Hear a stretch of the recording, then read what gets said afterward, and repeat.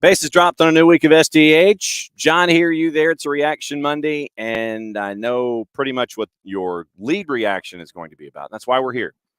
Whatever's on your mind, go ahead. And I know that there's a lot on your mind on a bunch of different things, and that's what Mondays are for. Sometimes Monday and Tuesday. And just lay it all out there, get it off your chest. That way it's out. You don't get to hang on to it. You don't get to sit there and have it just kind of give you agita, give you heartburn. You probably had enough heartburn as it is over the weekend. Just all out of your system. That's what today's all about. Abe Gordon, 92.9. The game will be dropping by in short order. He always does, about around 9:15 or so. And if Abe is true to form, he'll come in about 5 minutes early. He'll get properly hydrated, and I'll try to figure out a way to filibuster until 9:15. Then, late addition to the show, Bart Keeler is going to be dropping by in his normal 10 a.m. slot, and we will discuss what's on Bart's mind because, yes, there is a lot of reffing down here to get into this morning. We've got that, and one of the things that I want to get into with Bart, because I was going to discuss it anyway as opening kickoff, but now that Bart's going to be on, I want to go into a bit of a deeper dive with it at 10 o'clock. And it has to do with refereeing integrity. Obviously, the lead discussion, once Bart gets off his chest what's on his chest, the discussion that I want to have with Bart, obviously, the lead from me is going to be about Nottingham Forest and the accusations that were made in the I won't say the point deduction 6-pointer, the deduction bowl, whatever you want to call it, between Everton and Nottingham Forest, and the accusations that basically were laid out there. And now, if you want to go true heel in a conversation, and when I use that, I mean that in the wrestling parlance that we always kind of drift into here in the show. We always have. There are always good guys and bad guys in our favorite sports. And, we know who the good guys and the bad guys are. Nottingham Forest is going full-blown bad guy, and they don't care. They're going to take as many folks down with them if they do end up getting relegated. They're going to take as many folks down with them as they can. And when Nottingham Forest comes online after a loss and just decides to lay into refereeing on the whole and accuse the organization of having a fan of a fellow team that is trying not to get relegated as a part of the discussion, I want to get into refereeing integrity with Bart. I want to know if anyone has ever questioned him or his fellow referees under any such situation. And it goes to, once again, a larger point about refereeing. So when Bart comes in at 10 o'clock, I want to get into obviously what's on his mind, since the real world is opening their doors for Bart here on a Monday in his traditional 10 a.m. slot. Want to get into that with Bart. Want to get into the whole thing with Nottingham Forest and Everton. Want to get into the whole thing about integrity. Want to get into the VAR calls all across the board. So there's a lot to get into with Bart at 10 o'clock, and that kind of leads us into Drew Dickinson and Prem and Proper, the review at 10:30, even though we won't necessarily talk about what's going on in the Premier League at 10:30, because there was only a handful of matches, because a lot of us were focused on the FA Cup. And then in the FA Cup, you had the Jack Grealish handball, was it not? And Drew and his beloved United had a collapse for the ages, and they escaped. And it will be another Manchester derby to determine who gets the fancy old trophy in England. I can't do it the way Jason does it because I don't have that kind of a note in my. I can't do the angling. I can't quite do it the way that Jason does it. But there's plenty to talk about this morning. Get it all off your chest. Put it in the Twitch pitch. We'll have that as part of the discussion. You guys can discuss amongst yourselves as well about what's going on, concerns, all these kinds of things. And so in lieu of continuing opening kickoff, I'm going to go ahead to a man who has threatened to boycott the morning segment. I saw this. You know, it's like because I have 3 monitors going on the possible 4th, there's, things that sometimes slip through the cracks before I start a show. And I understand here in sports that we are creatures of habit. We are creatures of streaks. We are creatures of what we think needs to be done to turn luck around, turn situations around, turn that frown upside down kind of thing.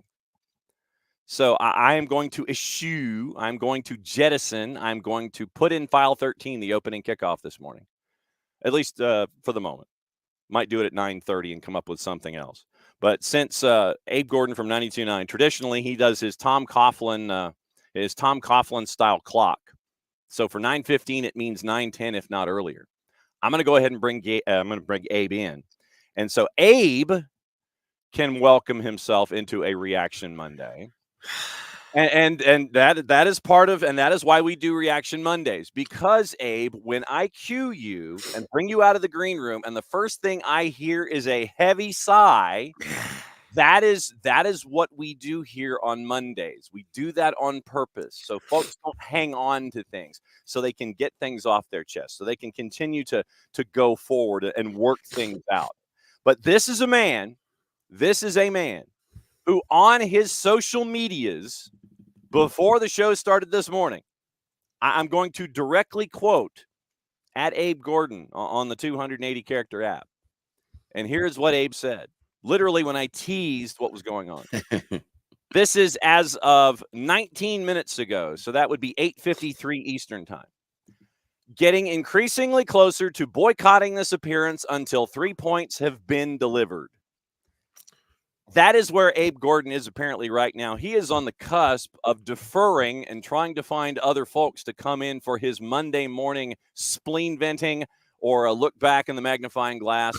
So a heavy sigh starts you off this morning, sir. Please proceed.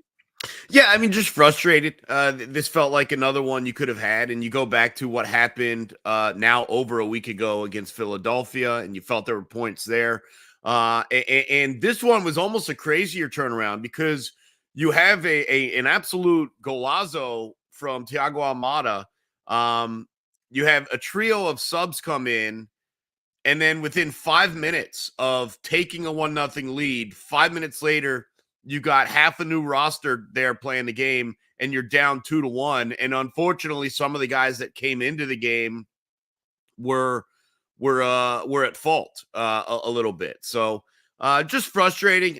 Again, you're at home. You're supposed to be good at home. We all feel, and I still feel, by the way, that Atlanta United is one of the better teams in the Eastern Conference. But you've now gone back-to-back weeks at home against the teams that are supposed to be your cohorts, the teams that you're supposed to be compared to in the Eastern Conference, and has dropped points. And not just dropped them, but in frustrating fashion, in an argument where you could say, largely, you were the better team. You were this, you were that. Yes, you're injured. Yes, there are situations that were unexpected, including migraines. But you got to find a way to get through it. And unfortunately, the past 2 weeks, the team has not. With that said, some opportunities over the next couple of weeks, though, to pick that back up. Starting with a road game in Chicago that you do feel good about. You get some of your guys back, not just as reserves, but hopefully from the start whistle, and you go from there. You try and recover, but just two incredibly frustrating results back to back, and I think that's kind of where it gets compounded, right?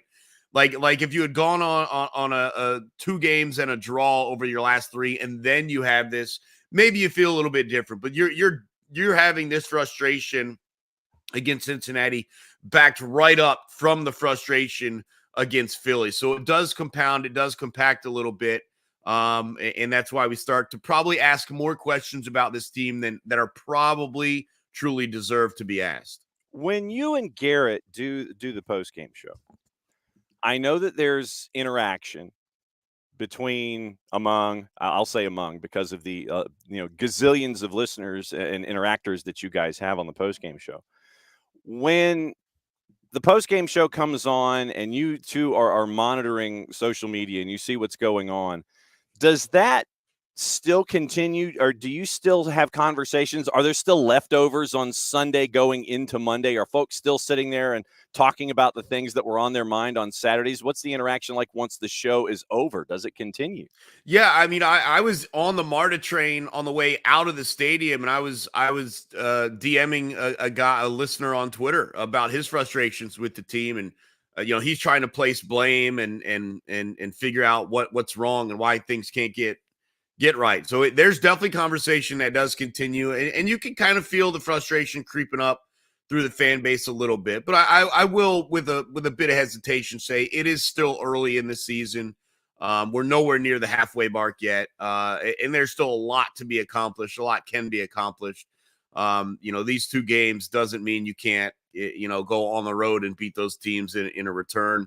In fact, you get an opportunity to do that with Cincinnati in a couple weeks. So, I'm going to have a lot more patience. I do think we understand there was no Giakoumakis in this one until late. You're obviously playing your third or fourth decision center backs with an emergency replacement of a guy that's not even a center back. Right. There's a lot of things that if you get healthy, if you get to your strongest lineup, if you figure out what's going on atop the left side of your attack, there's still a lot of improvements to be made. So what we saw these past 2 weeks, that's not the Atlanta United we're going to see heading into the playoffs. And so I try and remain optimistic, knowing that what we're seeing right now hopefully is the worst version of this team, not the best version. When it comes to the activity on the left-hand side, I know that there are three names that are a part of this discussion. Edwin Mosqueda gets the start over Tyler Wolff, and then Xande Silva coming back from injury, and you give Mosqueda the start, and it's I'll go over Edwin's numbers in a bit as we roll through the stats and stuff, but Edwin had a couple of moments in the first 45, and then Xande comes late as well, and Xande to me seems like a rhythm guy. It's the guy that comes off the bench. Your favorite basketball team, the guy that comes off the bench, you feed him, he hits that early three, then you keep feeding him because of that early result. Then if Xande's not in a rhythm, then it's going to take a little while for that engine to turn over. And of course, he's coming back from injury, and it's going to take a little while for that engine to turn over. So it's like Edwin had moments. Tyler comes in late. Xande comes in, late as well on the left-hand side. So I think the left-hand side is where I think a lot of folks are looking to try to find answers as to, okay, who's going to grab this position by the reins and be the guy that's going to be the one that Gonzalo Pineda is going to want to go to every single time out. Well, a couple of things to consider, and I want to say this first. There's no disrespect to the ability of Tyler Wolff. He is not creative enough to man that position, in my opinion. I think he is way too systematic in what he does on the field, and I'm just not sure that being left alone trying to take on a defender is the best path forward for him. So they've got to figure out how to better use him. Because he cannot come in and do the same things that Mosquera and Xande Silva do. All right, now putting that aside, because to me it's a two-person discussion. It is Mosquera and it is Xande Silva.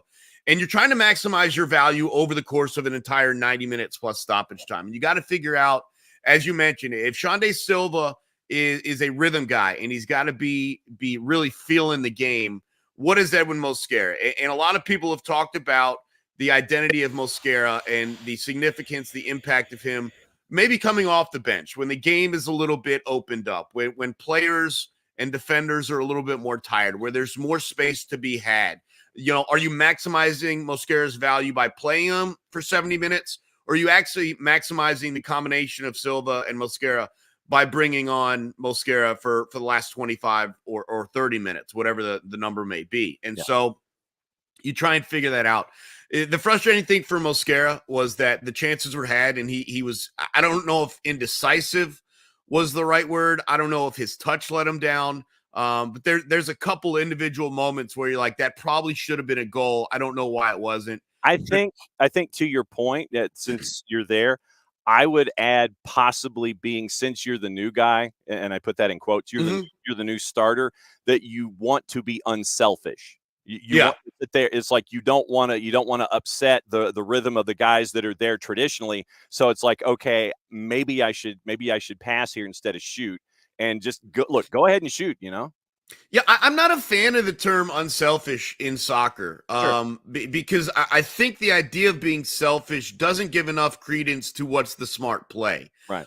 There are often times where I think players should be more selfish, and I don't think we discuss that quite enough. So I don't know if the pass is there, if it's a better opportunity, then sure. But I don't know if just ripping a shot is always necessarily a selfish maneuver. And I like to stay aggressive. I think the more shots you take, the more the defense has to adjust and adapt to the possibility that you will be taking shots.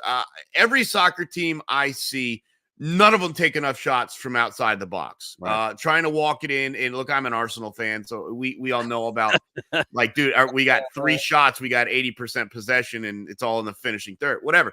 But, for me, what we saw from Almada, what we saw from Caleb Wiley. Look, his shot a week ago was a great hit. He tried it again this week. It was wildly mishit into the 13th row. But I do think threatening from out there does make an impact, whether or not it gets in the back of the net or not. And so I'd like to see that more, just generally, not even from Atlanta United, just across all leagues, hit more from range. But yeah, going back to the left side, it is just, I understand what you're saying about Mosquera, but one of the times he ended up taking the shot anyways. I'm like, well, if you're going to be selfish on your second touch, not your third, right, sort of thing. But yeah, you got to figure out exactly what you're looking for. And it's not always going forward too. That's the other aspect of it. And that is where Tyler Wolff name does come in, is what can they do defensively? What are you asking them to do defensively? I think as long as you have Caleb Wiley right now backing them up on the left side, you're probably comfortable with them staying in a more attacking mindset. And I do think that you probably get that a little bit more from Silva than you do Mosquera. I think Mosquera drops to midfield quite a bit more than Silva does. So you try and figure out what you want to do with that. It also helps having Gigi back. And I think it's tough to judge Mosquera when he's only playing with Gigi for no minutes, because remember, Silva and Gigi came on at the same time. I think the defense has to be attracted to Giakoumakis in a different way than they would be attracted to Rios. That might also open things up, or have opened things up, if that were the scenario for Mosquera. So you have to take that into consideration when doing your evaluations as well. I think based on how we see them play, Mosquera's maximized value is as a sub. Mm-hmm. The elite level speed, the desire to run at attackers and want to find the back of the net. I just wonder how much more valuable that is in the 75th minute and the 78th minute than it is in the 4th minute. Well, because we have seen in the past, whether Edwin comes in for Shande or Edwin comes in for Saba, that when you have a team that has run at an opponent as much as Atlanta United has, say in that first 70 minutes, 65, 70 minutes or so, then you bring Edwin in, fresh legs, and Edwin just, runs his, just hits 5th gear immediately coming out of the blocks. And you have a backline sitting there going, oh, great, we have to run that much more. And so I think that that's what fans are gravitating toward, that idea of, in the past, we've seen Edwin come in, be that guy for 20, run like hell for 20, cause problems, create chaos and opportunity for others. The other thing is a lot of people view Silva and Mosquera as playing the position the same way. And while on the whole, maybe they're somewhat similar, the way they run at attackers is not. I look at Mosquera as just a high-speed, high-octane, as you mentioned, guy that can get around players. Silva's maybe a little more cerebral with his footwork and dribbling, his cutback, stuff like that. So it's not as interchangeable as you think. It does require a switch to go off in the minds of the defenders when you make that change as well. And so you continue to try and see at that point of the game, like you mentioned, The upper echelon value might be on a little bit of a tired legs, having to deal not with a guy that cuts backs and dribbles as much, with a guy that beats you with pure speed. Again, you're just trying to find ways to maximize the value. And then, quite frankly, also Shande Silva and Giakoumakis have played a lot more together than Mosquera and Giakoumakis. Yeah. And you have to try and figure out how that, works its way into the discussion as well. And the other point that you mentioned that's a part of the deeper play here is the Noah Cobb situation. Yeah. And I've never had migraines. I have. Yeah. So as someone who has had migraines, break it down for those of us that have never had migraines, what it does, how it affects you, and to the point to where you can't function as a normal human being, much less a professional athlete. Well, so everyone's migraines hits them a little bit differently, but I can speak to my perception of the ones that I've dealt with, because I also spoke with Jason Longshore, who's had some headache issues. He gets more of the nauseous side of things, to where it would be tough for him to compete athletically. Similarly to Noah Cobb, I have vision issues when my migraines start to hit, and it starts to go blurry. It starts to go double vision. And quite frankly, you can't look at certainly a computer screen like I'm doing with you now, but lights. And I asked the question during the full-time report after the game, because of the situation and how quickly a decision had to be made.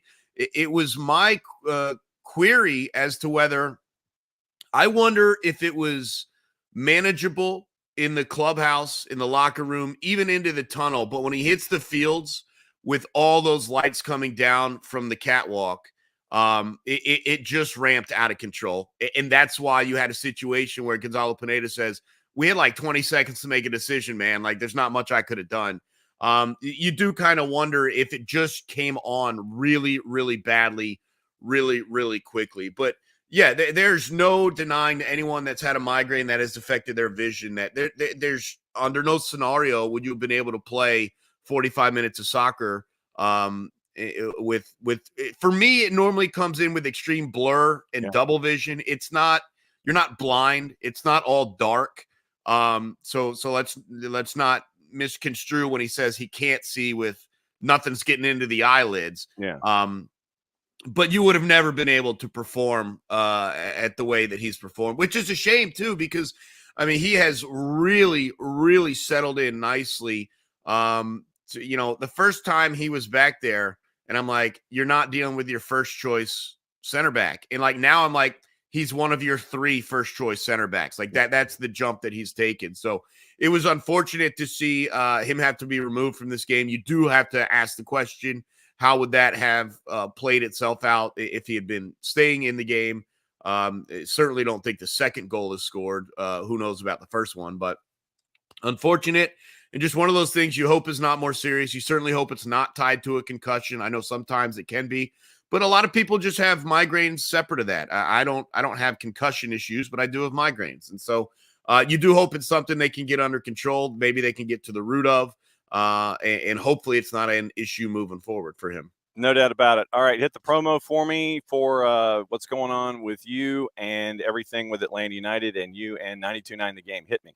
Yeah, you can hear me at nights, 92.9 The Game tonight, starting at 7 o'clock, heading towards the NFL draft. So a lot of discussion going on there. And then certainly we got the Five Stripes countdown an hour before every single game, and the full-time report for an entire hour after every single game. And you got Mike Conti, Jason Longshore in the middle of that. My co-host Garrett Chapman and I will kind of set the scene.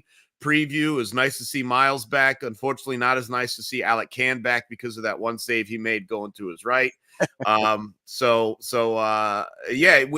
storylines, and then certainly on the post-game show, we'll take reaction. We'll get your thoughts, your questions. What did you see? What did we see?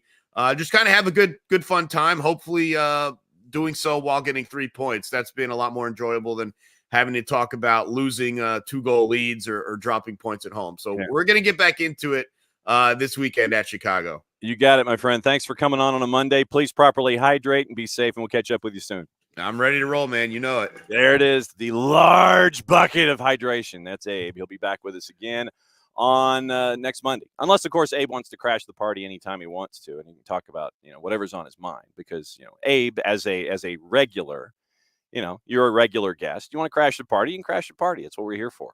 So it is an open book and an open conversation. But it's always great to catch up with Abe and Garrett when the real world allows them both to do so. At Abe Gordon and at 92.9 The Game. You can catch the full-time report on the in the Off the Woodwork section in the podcasts window at 929thegame.com. So you can listen to the post-game show. You can listen to everything that they produce. Atlanta Soccer Tonight, all of that stuff. It's very, very cool to get all of that going with 92.9 The Game and Atlanta United. All right, once again, let everybody know what's going on in your mind. Put that up on the Twitch pitch. I know that you guys are having conversations amongst one another, and that's the cool part about this. That's what we always like to do. And we'll go over some of that after Bart comes in at 10 o'clock and after Drew comes in when he can come in, and we'll go through everything. Let me say hi to everybody first and foremost, especially those that have stormed in this morning. Morning, Alex. Morning, Derek. Morning, Wiley. Morning, Dell. Morning, Tom. And let's see. So morning, Hutch. Let's see. Morning, Wiley. I'm trying to see. Morning, Emilio. I'm trying to see who I've missed and if I've missed anybody with the conversations this morning. I think that's everybody. So I know that you guys are having conversations. Derek, to your point about short corners, he says short corners need to go away. Not necessarily, they don't necessarily need to go away, but listening to Gonzalo Pineda in the post-match press conference, it was an idea that had been worked on the training ground, but probably wasn't the best time to implement. So there are times for short corners, no doubt about it. But in that particular situation, you just had substitutions come in. You're trying to get yourself organized. You have a short corner. It's not handled well, bounces outside the 18 transition, and you end up with a goal on the board. So the timing of when you do things from training, I think, is the issue that needed to be addressed in that particular situation. Let's see. Morning, Tom. Morning, David. And Tom, once again, it's a Monday. So, Tom has always been, and he is not the only one, but Tom has always been one of the ones that has been mentioning Gonzalo Pineda and needing a change at that particular position. And what I would and Tom, I know that you and I have these discussions offline, so and we have them at length. And I know that those conversations will continue. You know that I will respectfully disagree with your position, and like I said, we'll have conversations. We'll have long conversations about it.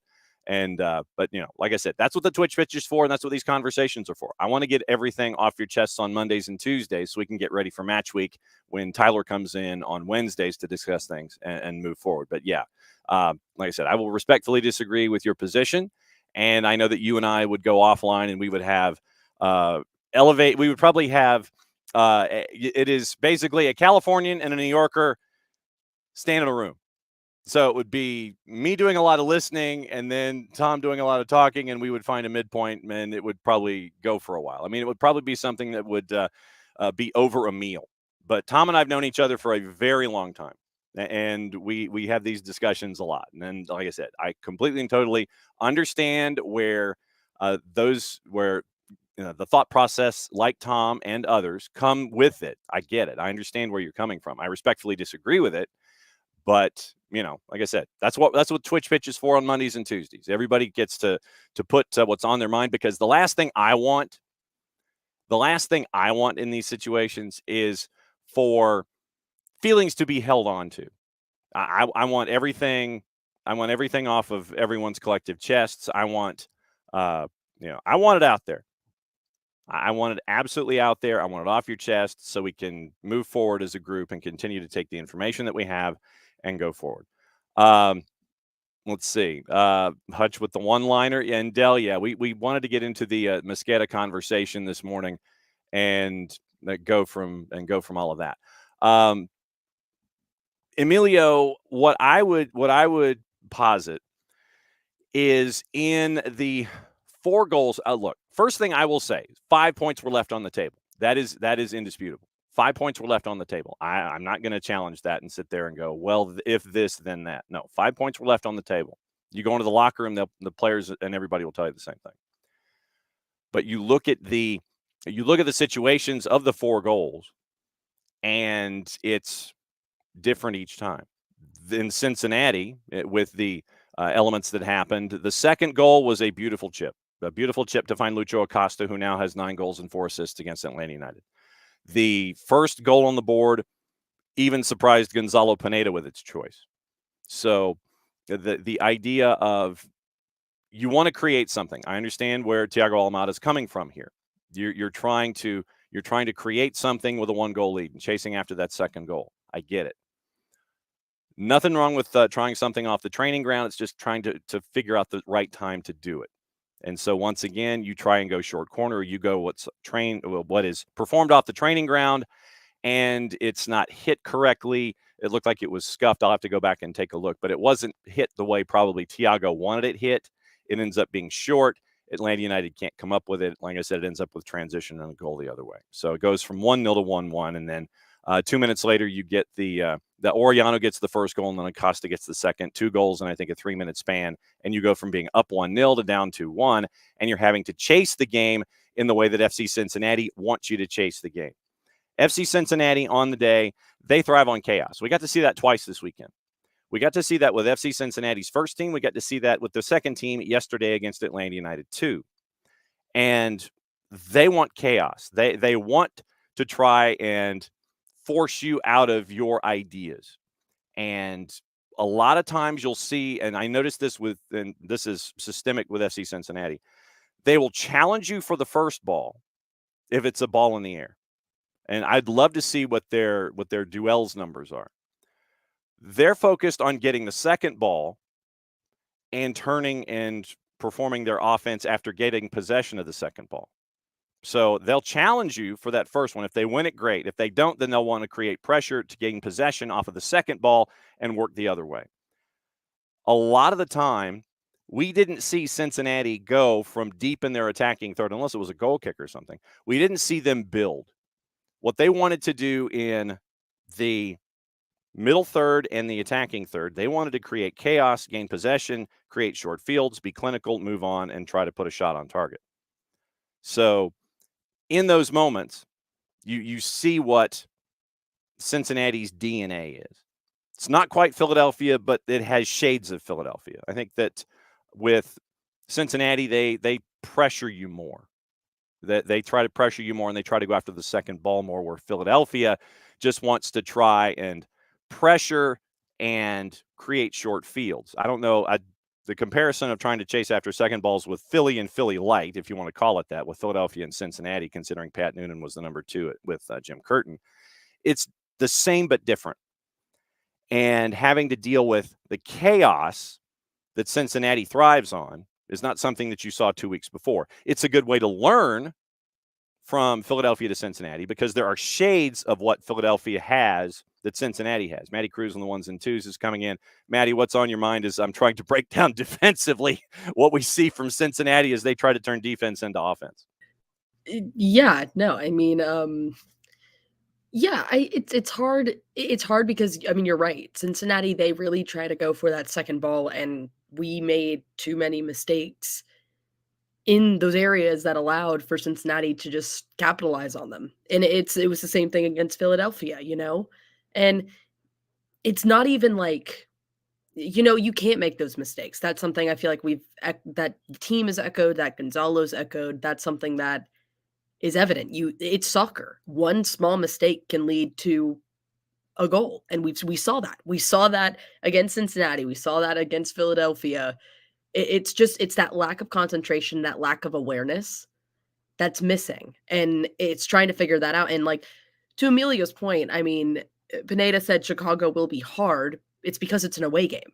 Mm-hmm. If we're already having an issue with lack of concentration and we only got a point out of our last 2 matches at home, yeah, Chicago's going to be hard because it's not at home. And if we're having that issue and struggling, how are we expected to go in against Chicago and get either a tie or maybe 3 points?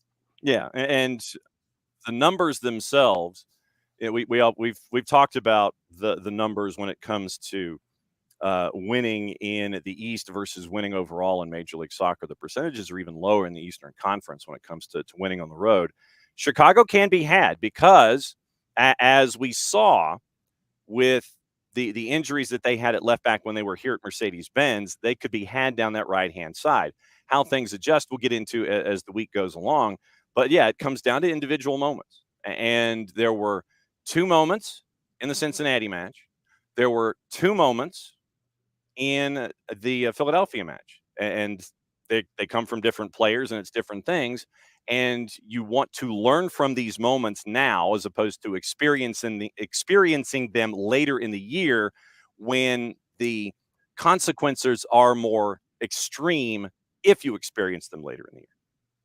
Yeah, absolutely. And I mean, honestly, you want to kind of make these mistakes now because I'm going to echo something that Karim Tamimi said after yesterday's loss against the Twos.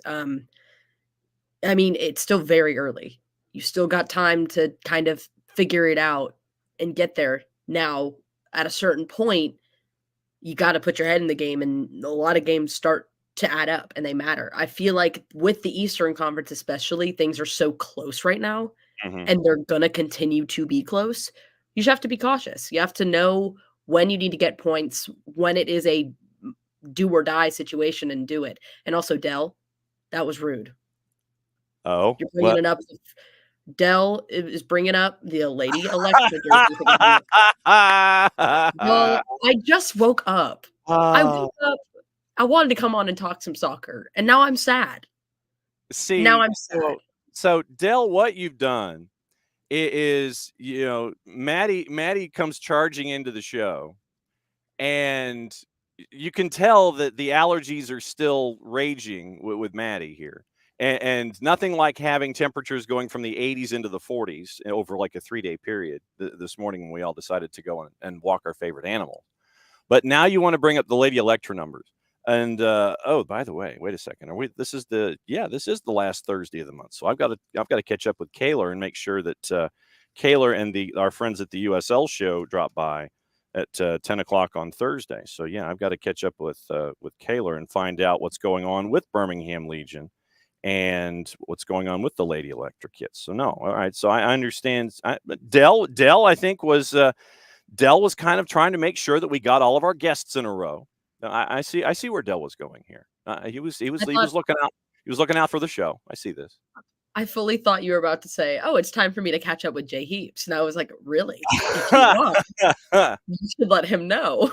Oh, and by the way, I don't know how many of you went home to or were at home to watch the match itself. If you were at Mercedes-Benz, you obviously did not see this moment. But if you go and if you subscribe to Season Pass, then you will see in the open of the show, you will see our Maddie Cruz right in the middle of the screen in the show open, as I believe it was a cutaway as they were heading to break. And so Maddie is a civilian. Maddie doesn't get on camera when she's in the press box, but when Maddie is a civilian and she's in the supporter section, she makes it on Season Pass. She was right there in the middle of the screen. You couldn't miss her. I didn't even know how it happened either. It was funny because you said it and I was like, huh? And so then I had my parents who were watching it like scroll back and look and find it. And my dad sent it to me. He was like, yeah, you were there. I was like, awesome. So it was fun. It was a lot of fun. And Alex, I tried to find y'all. I was in front of the DJEU and I didn't know where y'all were. See? I was not able to find it. I was upset. Okay, so Maddie's got to once again try and yeah. Okay, so Maddie, can you do this? Do you have that picture from your father? I think I do. Yes. Okay, so then do this. Download it and put it in the system, and put it in the overlay category on the in the monitoring way the board. Put it in the TV board. Download your photo, put it in the overlay section. And so that way we can go to this photo to prove that you were in fact on Apple TV and MLS Season Pass. So yeah, do that. So make sure that happens because it's the same way that we'll show like stills and things like that. So download the photo and then upload it into the overlay section on the board so we can show people who are at the game that you were on Season Pass. Go ahead and do that. Find the photo and go ahead and upload it, and then we can discuss Maddie actually being there. So yes, Alex, it was absolute It was an absolute lie. Absolute lie. Emilio's like, I didn't know that the meetup place. Katie, yeah. So I didn't know the meetup place had moved either. But it's good to see Katie Weaver back in here. It's been a while since Katie's been here, here in the mornings. I know that Katie had a thought. Let me scroll back and look at what was Katie's thought, because of course me trying to do something here is not being effective. Okay, so all right, so Pennsylvania, my bad, Tom. So no, that's it. I know Pennsylvania. Sorry, Pennsylvania, New York. I knew it was Northeast. You're trying to get me first thing in the morning. So let's see. So let me go back to one of Katie's things. Oh, why pull Muyumba for fortune? There we go. So Katie had the question, why pull Muyumba for fortune? And literally it's you're looking at it. I don't know if it was necessarily, it was probably load management. You have the physios looking at the numbers that Tristan had been pushing when it comes to mileage and all that kind of stuff. Because remember, they have the monitoring devices. And if they thought that Tristan was really pushing his max, then you bring in Jay Fortune for something like that. So, I mean, Katie J is developing into a very, very good defensive midfielder who is not afraid to engage in the play. And I think that when we look at sixes and we look at defensive midfielders, that's almost like they're offensive linemen. And so Jay has been developing into a very solid first teamer for Atlanta United, pushing at practice and trying to crack the lineup. I think that when you go from Muyumba to Fortune, you're looking for A, fresh legs late in a match, and B, what Jay can give you once again on both sides of the ball. No, he doesn't have the same amount of reps that Tristan does internationally. So there we go. Well, hang on just a second. Let me pull this. All right. So there you go. There is, and it is, let's see, where is Maddie's? Right there in the middle of the picture. She's right there. You see the guy who's resting his left arm on his neck.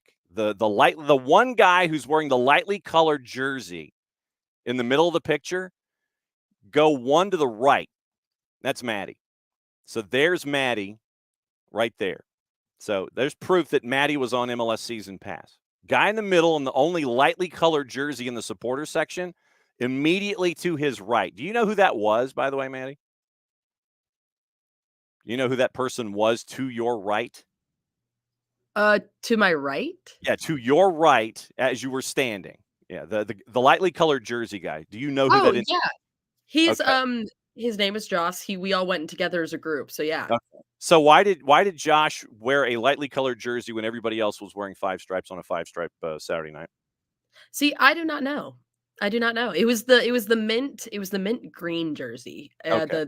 It was the forest kit. Okay. So Josh is wearing the forest kit. Everybody else is wearing the five-stripe kit. And Well, if it so makes you feel any better, he did go and buy a Yakimakis 5 stripes kit at halftime. So he was wearing that the rest of the game. okay. So that was so Maddie, there's Maddie right there. But it's easy to pick you out of this photo array because of Josh wearing the forest kit. So there's your proof that Maddie was in fact there, because all you have to do is look at Josh, who's wearing the one kit that no one else is wearing in that picture, and you go one to the right in the photo, and there's Maddie. So there's Maddie on there's Maddie on MLS Season Pass. And Dell says it's at 2:13 on the rewatch. So 2 minutes and 13 seconds in on the rewatch, Maddie is apparently dancing. So I was dancing. Maddie, That is really true. yes. So Maddie was apparently dancing. Okay. So that's proof that Maddie was there. So back to the point with Katie and wondering about Muyumba and getting in for Jay Fortune in for Muyumba. What you're looking for late in a match, you're looking for fresh legs, and where Jay has more of a defensive posture, but not afraid to jump into the play. He's a very, very talented young player, earning reps, earning minutes on the first team. But like I said, I think that when we look at D mids, I think we look at sixes like we look at offensive linemen. We kind of only focus on them when they make a mistake. When the offensive lineman gets a flag for holding or offside or whatever, or procedure, that's when we talk about offensive lineman. Jay is developing very, very well, challenging at practice on a weekly basis. Just brings a bit of a younger approach and a bit of a different skill set late in the match, and so that was why. But like I said, look at sixes kind of like you do offensive linemen at times. And so Tristan has more of a flair and he's not afraid to jump into a play. Jay is more of a stay at home and not afraid to jump into a play, if that makes any sense. So Tristan, it's part of his DNA to jump into a play and run all over the place and and come back for defensive elements in addition to jumping into the play, where Jay is more defense and not afraid to jump in the play, if that makes any sense. So Tristan is more of a 50-50, where Jay might be a little bit more defensively oriented and then jump into the play and fresh legs late. So that's what you were looking at with that. And also, if you were looking for anybody to jump into a play, maybe fresher legs and younger legs too. So that's what we were looking at with the idea of fortune late when it comes to coming in. Then let's see. Alex wore the light blue parlay kit in honor of Earth Day. So there you go. And morning to our friends out west and our friends at the O&B. Good morning. Dax was brought in for defense. You were chasing the game at that point, Emilio. So when Tristan's in, you're trying to come up with fresher legs that can run and get into the play. So Dell says that's not Maddie, that's Kirk Cousins. Might be. So hey, you've never seen us in the same room at the same time. Well, yeah, and you haven't seen the two of us in the same room at the same time either. And so that was me wearing the chain in honor of Kirko Chains. And so that was what I was doing at halftime, by the way. Alex with a little help on the 280 character app. Okay. So Alex is giving proof of everybody at DJEU. Okay, hold on. I have to see this. Yeah. Wait. So Alex at 9:45 with the Chiefs coach Steve 280 character app photo. There's I see ropes. I see ropes. I see Robin. There's a lot of folks there. There's a lot of folks there. There's Robin and ropes right in the front. So I see where this goes. And so everybody. When was this? Because I swear on my life, I literally looked and I couldn't find any of y'all. There we go. I promise. I'm looking. Yeah. So apparently Maddie is looking. So we'll keep an eye. Just Maddie, make sure that just make sure that when everybody heads to DJEU that you let Maddie know that you're heading to the DJEU part. Tom, yeah, we are going to talk about Everton with Bart coming up at the top of the hour in reffing down here, among other things. And it appears, according to Tariq Panja at the New York Times, if 777 falls through, and we've been following the 777 saga, and it is officially a saga, by the way, it looks like there is a group, and let's see if I can slide in through the side door here and look at the New York Times article. Everton has been offered to Qataris as the 777 takeover continues to falter. So from Tariq Panja, advisors for Everton have begun searching for an alternative buyer. And Everton announced in September what's been going on. But yeah, Tariq Panja is Everton has now borrowed 160 million pounds from 777 partners. Questions mounting over 777.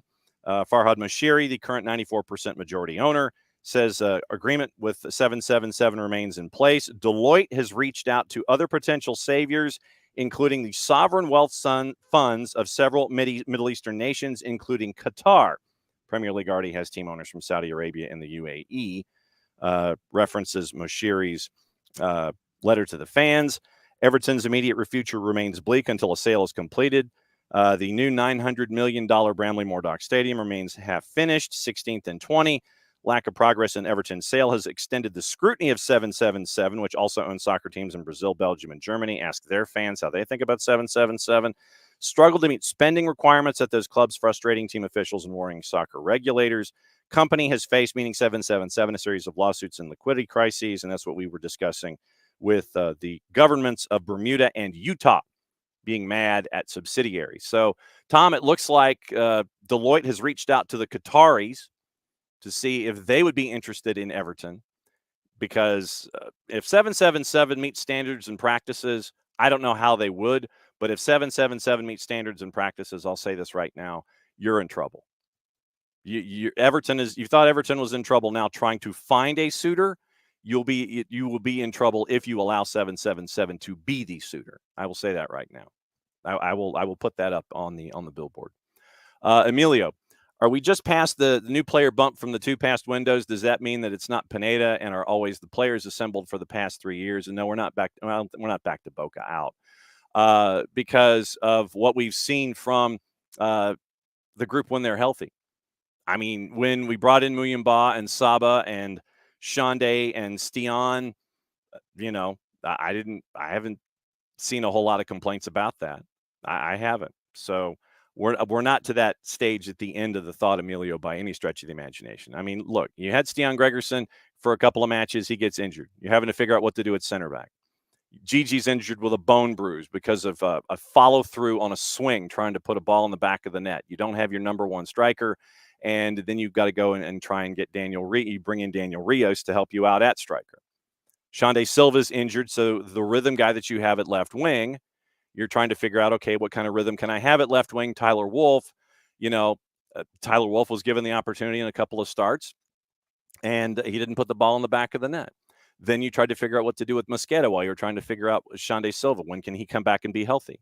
So you have Edwin as the starter, and Edwin didn't take advantage of the opportunity, I don't think. At the back, Noah Cobb took advantage of the opportunity. Oh, Noah's numbers. I've got Noah's numbers in that first 45 minutes, and I thought that Noah was absolutely crushing it in that first 45. 1 block, 3 picks, 2 tackles, 2 for 3 on his duels, won both of his ground duels. 35 touches, 85% passing at 23 of 27. You got that from Noah in the first 45 minutes before he had to be subbed. And to Abe's point, I think that what happened was you had Noah say he couldn't go. Then you're trying to warm up Ronald because it's the only opportunity that you had to try and bring in someone with experience to be at the back, even though Ronald had not played center back.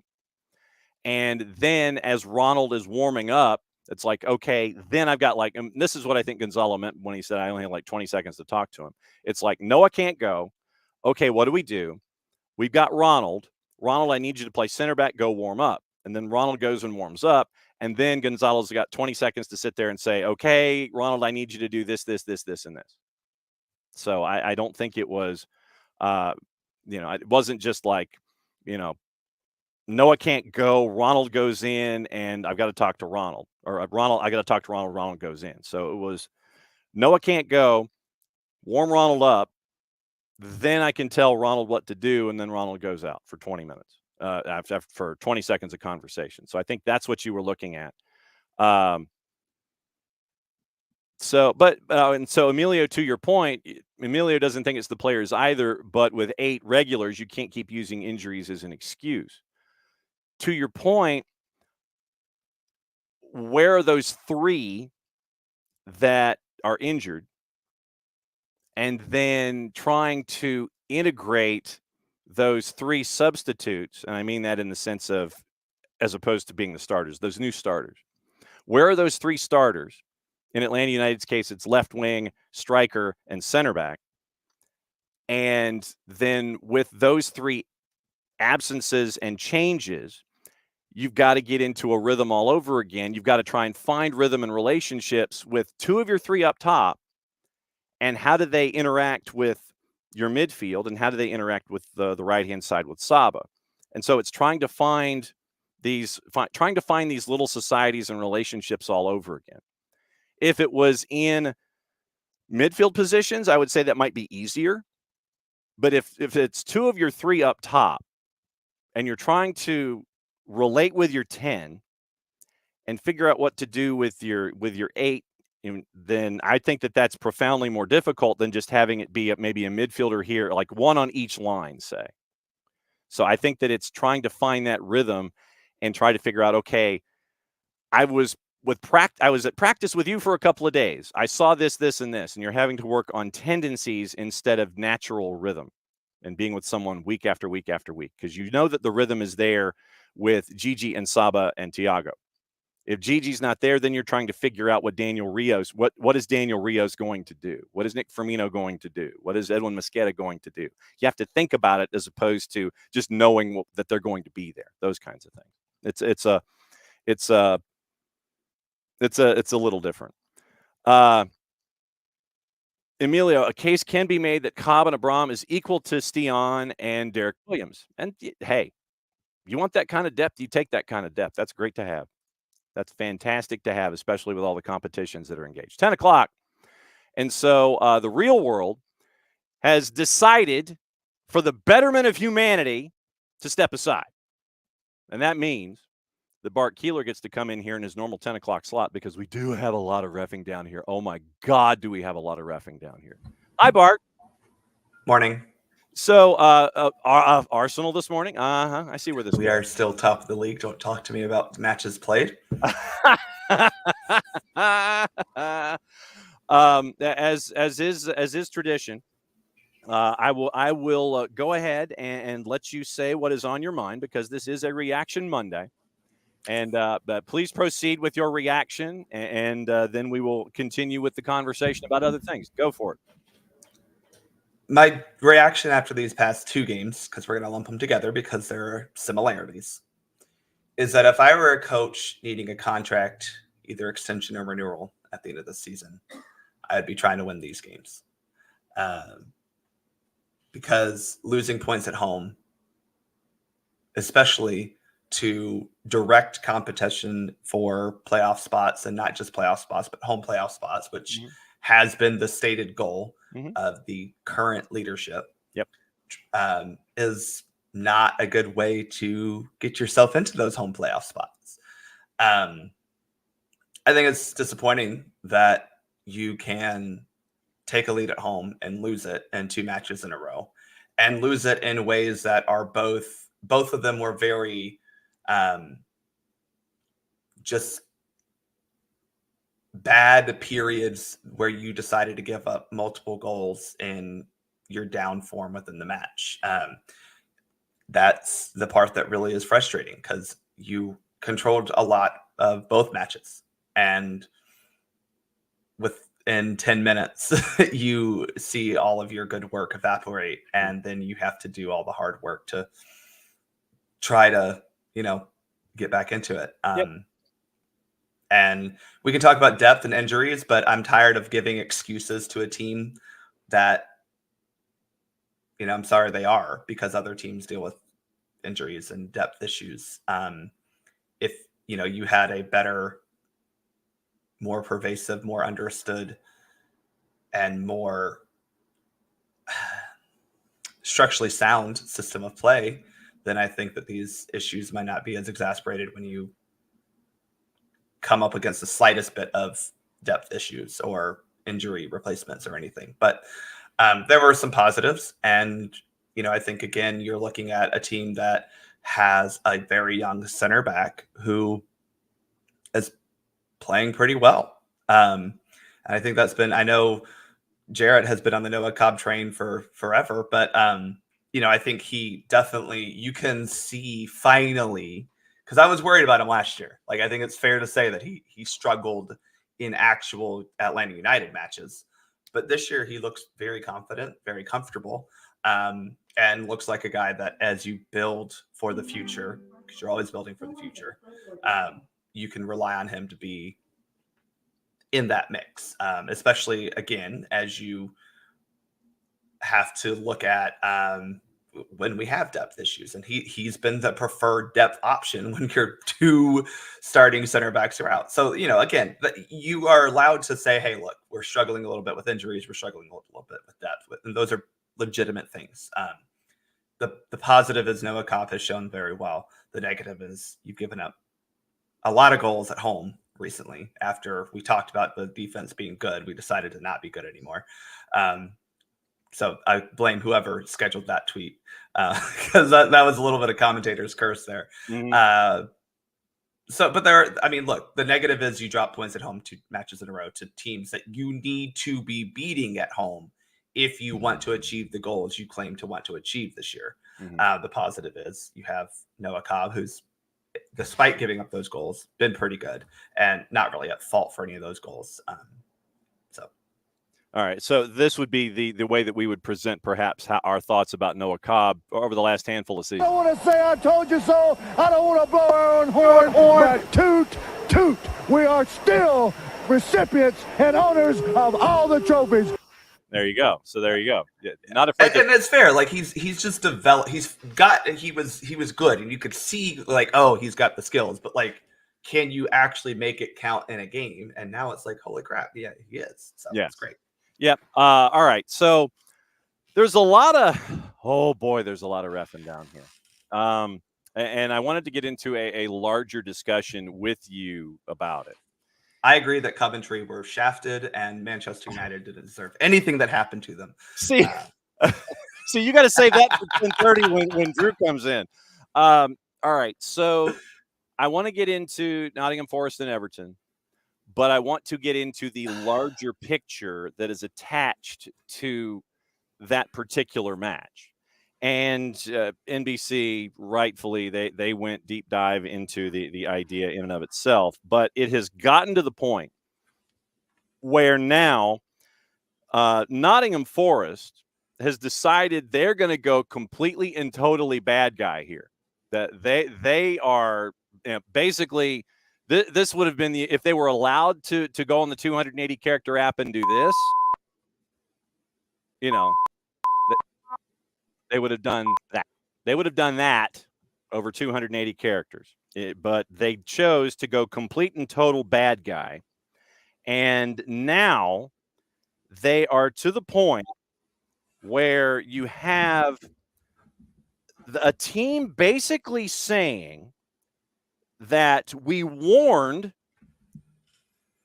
the referees organization that the VAR in a match that is basically a point deduction 6-pointer that could determine possibly who gets relegated and who doesn't. The team who hired an ex-referee to be an advisor apparently on the Friday before the match goes to the referees organization, the PGMOL, and says, hey, look, the VAR in this match is a Luton Town fan. And Luton, for those not following the Premier League, is the first team currently in the relegation zone, just kind of peeking up, and there's like a point here or there, and it could determine who goes and who stays in the Premier League. This rival is the VAR. 11:30 Friday morning. This rival is the VAR. It has this VAR as a fan. Do something about it. PGMOL does nothing about it. You have Nottingham Forest and Everton with not one, not two, but 3 instances that Nottingham Forest claims should have been penalties. I would say the third one of the 3 is probably the most egregious. I think first off, we'll just start there. I don't think any of the penalties that they wanted were clear cut. Let's just put it that way. But then let me ask you this. Could you have in a universe that is watching these matches, could you have given a penalty for the first one? I know you could have given a penalty for the third one. I think the third one we are in agreement, and all 3 of these, by the way, were involving Ashley Young, which was somewhat ironic. You had 3 instances where you had a stomp on Gio Reyna from behind. You had a handball call, and then the third one where Morgan Gibbs-White is taken down from behind, and that third one is the one I think that everybody's focusing on going, yeah, that's a penalty of the 3. Could you have given a penalty in the first one? Could you have seen an explanation for one being given in the first one? The second one, I'm kind of like, But in these where, we've seen soft by comparison calls, could you have seen 2 of these being given of the 3, I guess, first and foremost? The answer is yes. I mean, I think if you wanted to give a penalty in some of these situations, you probably could have found a reason to.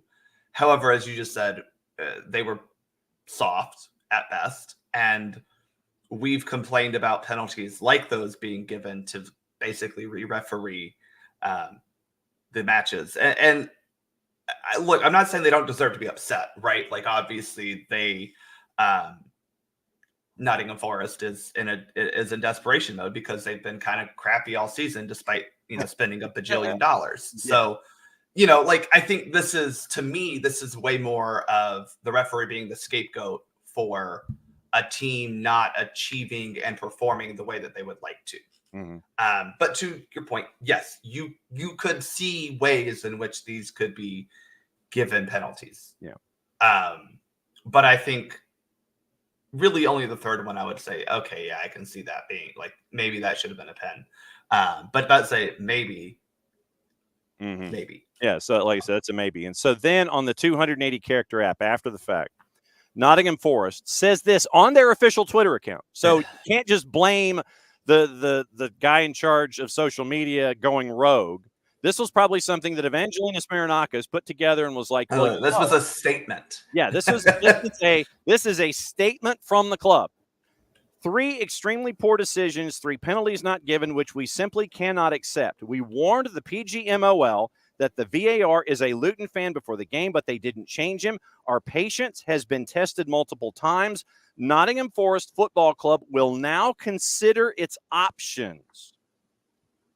What in the blue hell is a Premier League team doing at 280 characters, making it sound like this is just completely and totally sour grapes, and you're venting in a league where, you're up against the wall with profit and sustainability and all these different things. So you just decide you're going to go complete and total bad guy here and blame the Referees Association for not reassigning a VAR because the guy is apparently a fan of a rival team that could be relegated. I mean, this is like all over the place. Well, and I think the issue that I have with this is taking to Twitter to be so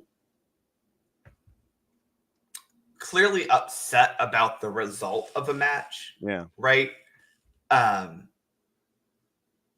And taking it out on the referee crew and blaming the fact that the VAR might be a Luton fan after, I forget the order of the operations in this, but Luton had already been trashed, 12-0, I think, this weekend, or whatever that final actually was. Yeah. 5. It was 5. I can't remember if that was before or after. I really can't. Sorry. But the point is, let's not pretend like you cannot have. Yes, there are issues there. I can understand them wanting to switch it. I get it. But also, he's not the only person in charge of video review. There are other referees and video operators involved with this. So you have a VAR. On top of the fact that you had 4 referees on the field. I think they're again upset about the result. You still lost by multiple goals. Mm-hmm. So if you're needing questionable penalty calls to get on the scoreboard, if you're needing questionable penalty calls to salvage a season that's 38 matches long in which you've won, let me look it up, 9, then again, I think the issue comes down to your team is not performing and getting the results that you had thought they were going to get this season, and you're upset at you're focusing your anger on a thing and a person that doesn't have as much of control over what you think they have control over. And so then in the Telegraph, Clattenburg, who once again was appointed by Nottingham Forest in February as their new referees analyst, says in a column for the 4-letter paper. So that should give you enough of your antennae should be up at the beginning.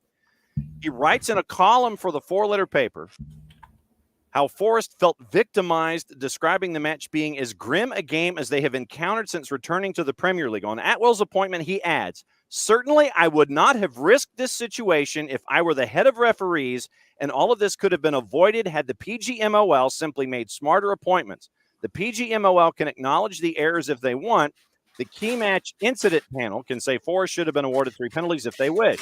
Howard Webb can offer up an explanation on his match officials mic'd up television show with Michael Owen if he's so inclined. All of that is bound to happen, but none of it will help Nottingham Forest. Now, Forest has lodged 3 complaints this year against the PGMOL.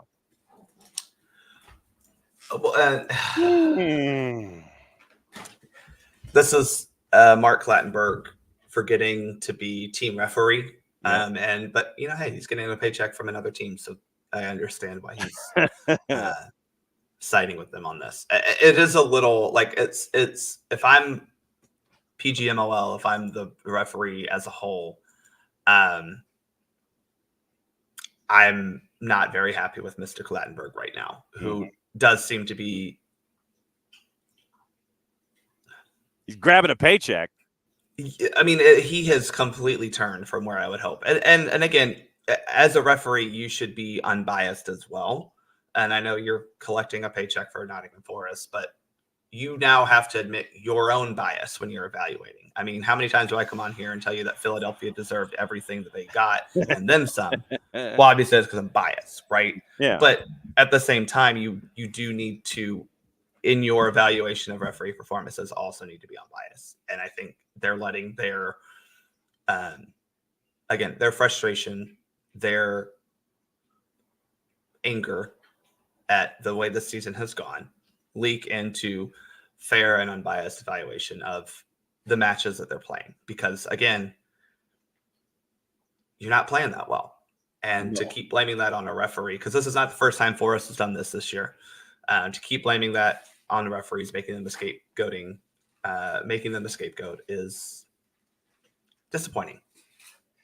Have you or any of your refereeing family, I'll go ahead and use that word, have any of you or your refereeing family ever been accused of favoritism, have reputations sullied, impugned, anything like that? I mean, have folks ever come after you or anyone in your referee family for perceived bias or anything like that, either leading into a match, coming out of a match, outside of the parent sitting there going, in a match? Yeah. I mean, not really, because they don't have the background on us that they have, right? Like, I'm they can't go look where I played and who I support, at the level I'm refereeing. Let's just put it that way. Yeah. Maybe the most that they could see is that I follow the Peachtree FC people on social media, and so if I ever referee Abby's kids team, then they can say that I'm biased toward them. But I'm sure Aaron will gladly tell you about a time I called a penalty for him or on him. There you go. So they just don't have that information, right? Like, I mean, you can look up professional referee birthplaces and teams of support, but you can't do that for me. And if you did, it's funny because it's like I referee for multiple. I refereed this weekend for a club that I don't have any real tie to them. They're the ones giving me a paycheck, and I also know that they're not the only ones actually paying me. The other team that's playing also paid me because that's how league fees work. So I'm not being. There's no incentive for me to give a call to one team or the other. And especially when I don't really have, again, any allegiance to these clubs. But, again, people seem to think that there's this thing called home field advantage or home cooking. And then I'm like, I don't really care. The most that I will give is like sometimes, and granted, this works in a lot of times against a club that I referee for, is, I have one club that I referee for. Their coaches are really awesome. They're usually very nice to me. And, so I'm not saying they get away with anything on the field, but, I'm more likely to have an actual conversation with those coaches over a call, as opposed to one coach in particular at a club that I referee a lot, who doesn't seem to think that I do anything right.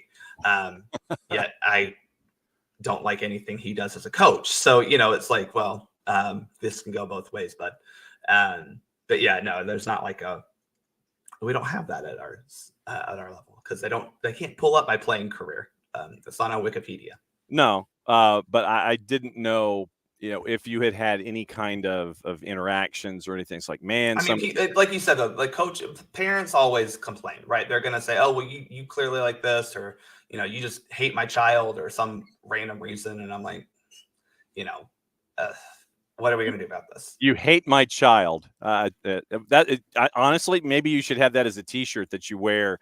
Yeah. When you're going to your fields to do your. Well, to be honest, some of your kids are little brats, and maybe you should parent better. But I don't know. At Soccer for US PODs at Bartum's Prime 19 on the 280 character app. Since he's got his Arsenal mug today, should Max Kilman have been given a red card for his challenge on Kai Havertz? Okay, had it been given a red, I think it would have been really hard to argue that it shouldn't have been. But I think when I saw it, I was like, "Oh, that could be a red." But I think ultimately a yellow card is like, it's okay, right? You address the problem. I didn't have any real issues with it at the time. Let's put it that way. Because what I want to do in these situations, in addition to talking about the news associated with a call, is I want to kind of go into the brain of an official and see if we turn the mirror on itself a little bit. Could this have gone the other way? If Absolutely. Okay, so Kilman could have been given a red card. Yes, I think there's legitimate reasons for him. I guess if you want to talk about excessive force and serious foul play, possibly meets those. I think one of the big things that we always look for is the placement of the actual tackle itself. Where is it happening on the body or leg? So a lot of times we see a stud to the knee and you go, that's a red card, right? So, where is that imaginary line? I don't know. Obviously, there's a lot of combinations that go into it. But, if you, just happen to graze someone's knee because you're challenging for a ball that's bouncing in the air, then, well, no, that's not a red card. But if the ball's on the ground and your foot goes through someone's thigh, then, yes, that's a red card. In this instance, I think it wasn't as high as I thought it needed to be to meet the standard for a red card. And I don't think it was out of the context of not trying to win a ball. Does that make sense? Yeah, it does. It does. So, it absolutely does. And that's the other thing is, was there a legitimate play on the ball? Because a lot of times red cards are nowhere close to that. This one, at least, there was some guise of trying to play the ball. Two more plays that I want to discuss with you before we get into the new rules of engagement that are finally being activated in Major League Soccer. Which we had a controversy about that on Saturday. So. I'm saying. So, please, if you would, sir, explain the handball rule as it currently is these days and the latitudes that officials have when saying, yes, it is a handball, no, it is not. So, as we all should know by now, the playable part of the arm begins at basically the armpit. So anything from the armpit up and into the body, we're fine. Anything below the armpit, not fine. And essentially what this gives us as referees is a nice little boundary that usually aligns about the sleeve, right? To say, okay, yes, this is a handball, this is not. I don't know why they particularly made this change and made the boundary where it is, but that's just where it is. So that's the first, if you will, thing we're looking for is where does it hit? Yeah. Obviously, the other thing we're looking for is making your body bigger, making yourself gaining an advantage basically by making that body bigger using the arm. Again, we do not judge intent because can't always judge intent and have that be consistent across. But we do want to say, okay, did they deliberately touch the ball? Meaning, was there a motion toward the ball, right? Was there a motion out from your body to make yourself bigger? So we still have that unnaturally bigger silhouette, right? and motion involved. That's really what we're looking for. That said, we allow some, some movement. We allow some times where the ball might hit someone else and hit you, might deflect off of parts of you or off the field. Like we are trying to allow the randomness of a spherical object hitting a flat plane at some sort of speed and spin, and the gravity attached, and all the physical factors. And Alex, you bring up a good point. And proximity. If I'm standing a foot from a ball and someone kicks it into my arm, well, did I really have time to react? So there's a lot of things that go into it, and so that doesn't really answer the question very well, right? Because there are multiple factors in this, and they kind of scale up and down depending on where you are in the field and what exactly you're doing. But we're definitely looking for motion toward the ball or motion to make yourself bigger. And we're still looking at that unnaturally bigger silhouette. So then Jack Grealish in the FA Cup semi against Chelsea, he is jumping up into the air and his arm is about a ball's length away, and the ball hits literally in that gap space right there against his left elbow on its way through, and they decide that that's not. Yeah, I think this was taking into account that when you do jump, you're not jumping like a pencil. You are raising your arms. And also, again, with the idea of the armpit kind of being allowed some leverage or some leniency, this space in between your body and the upper part of your arm anyway is oftentimes kind of given away now because we're not for sure if it hit at that armpit area. Now, I think Grealish, I've seen this given before. Let's just put it that way. Yeah. And I think had it been given, it would have been hard for Man City to feel any other way. But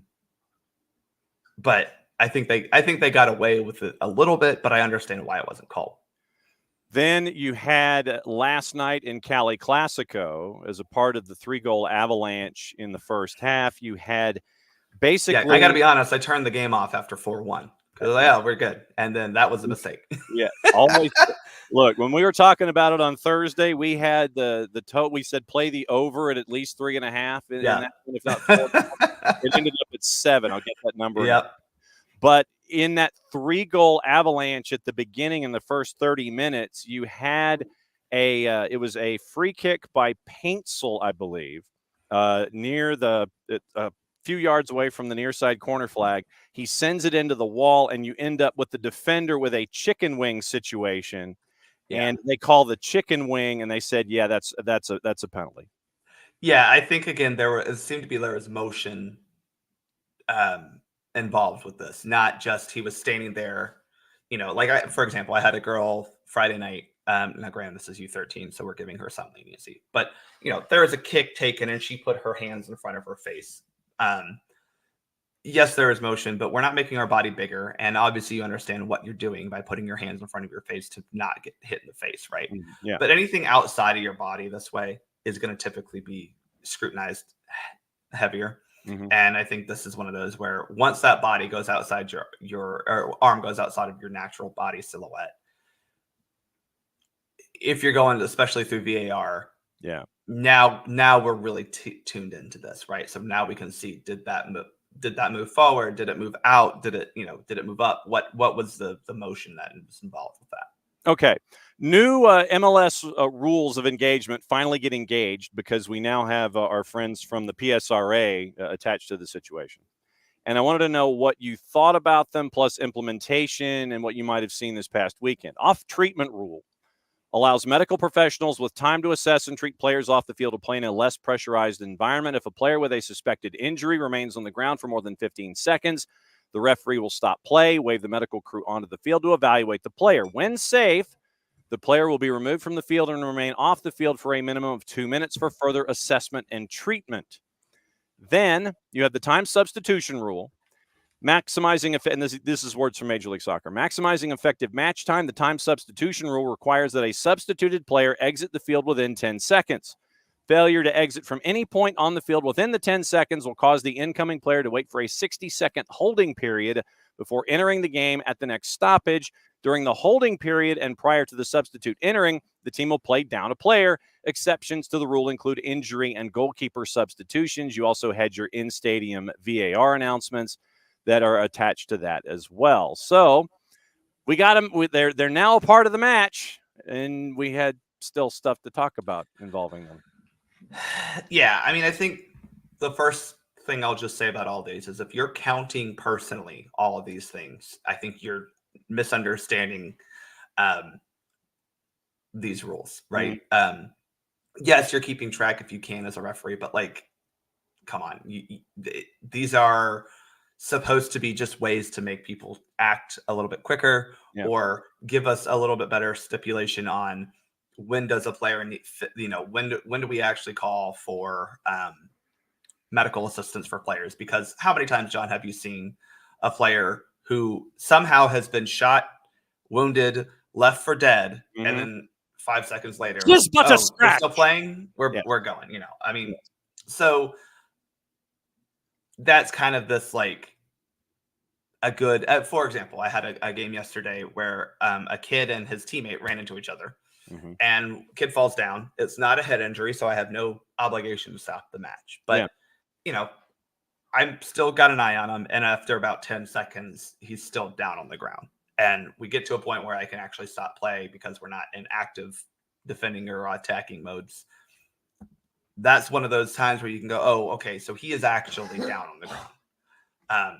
He is actually needing a medical assistance. And so, 15 seconds, maybe that's some obligatory or, some random number they chose or some, maybe there was science behind it. I don't know how they landed on that, but that's just the threshold of like, oh, okay, they're actually hurt. So now let's bring them on.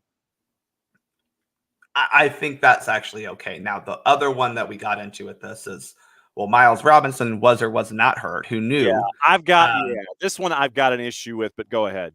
No, I'd like to talk about it because I think in the referee's mindset, you're going, well, I guess the trainer came out onto the field. So at that point, the ref can't go, well, they came out for this guy and didn't attend him at all. It's a little different, right? I understand also why Cincinnati felt upset about it because, well, Miles didn't receive treatment. What's his face did? Holland, or not Haglund, sorry. Did. So I understand, and that's a growing pain of these, I do think, because the referee said, well, the trainer came out, you were hurt, he was hurt, the trainer came out on the field. What are we talking about here?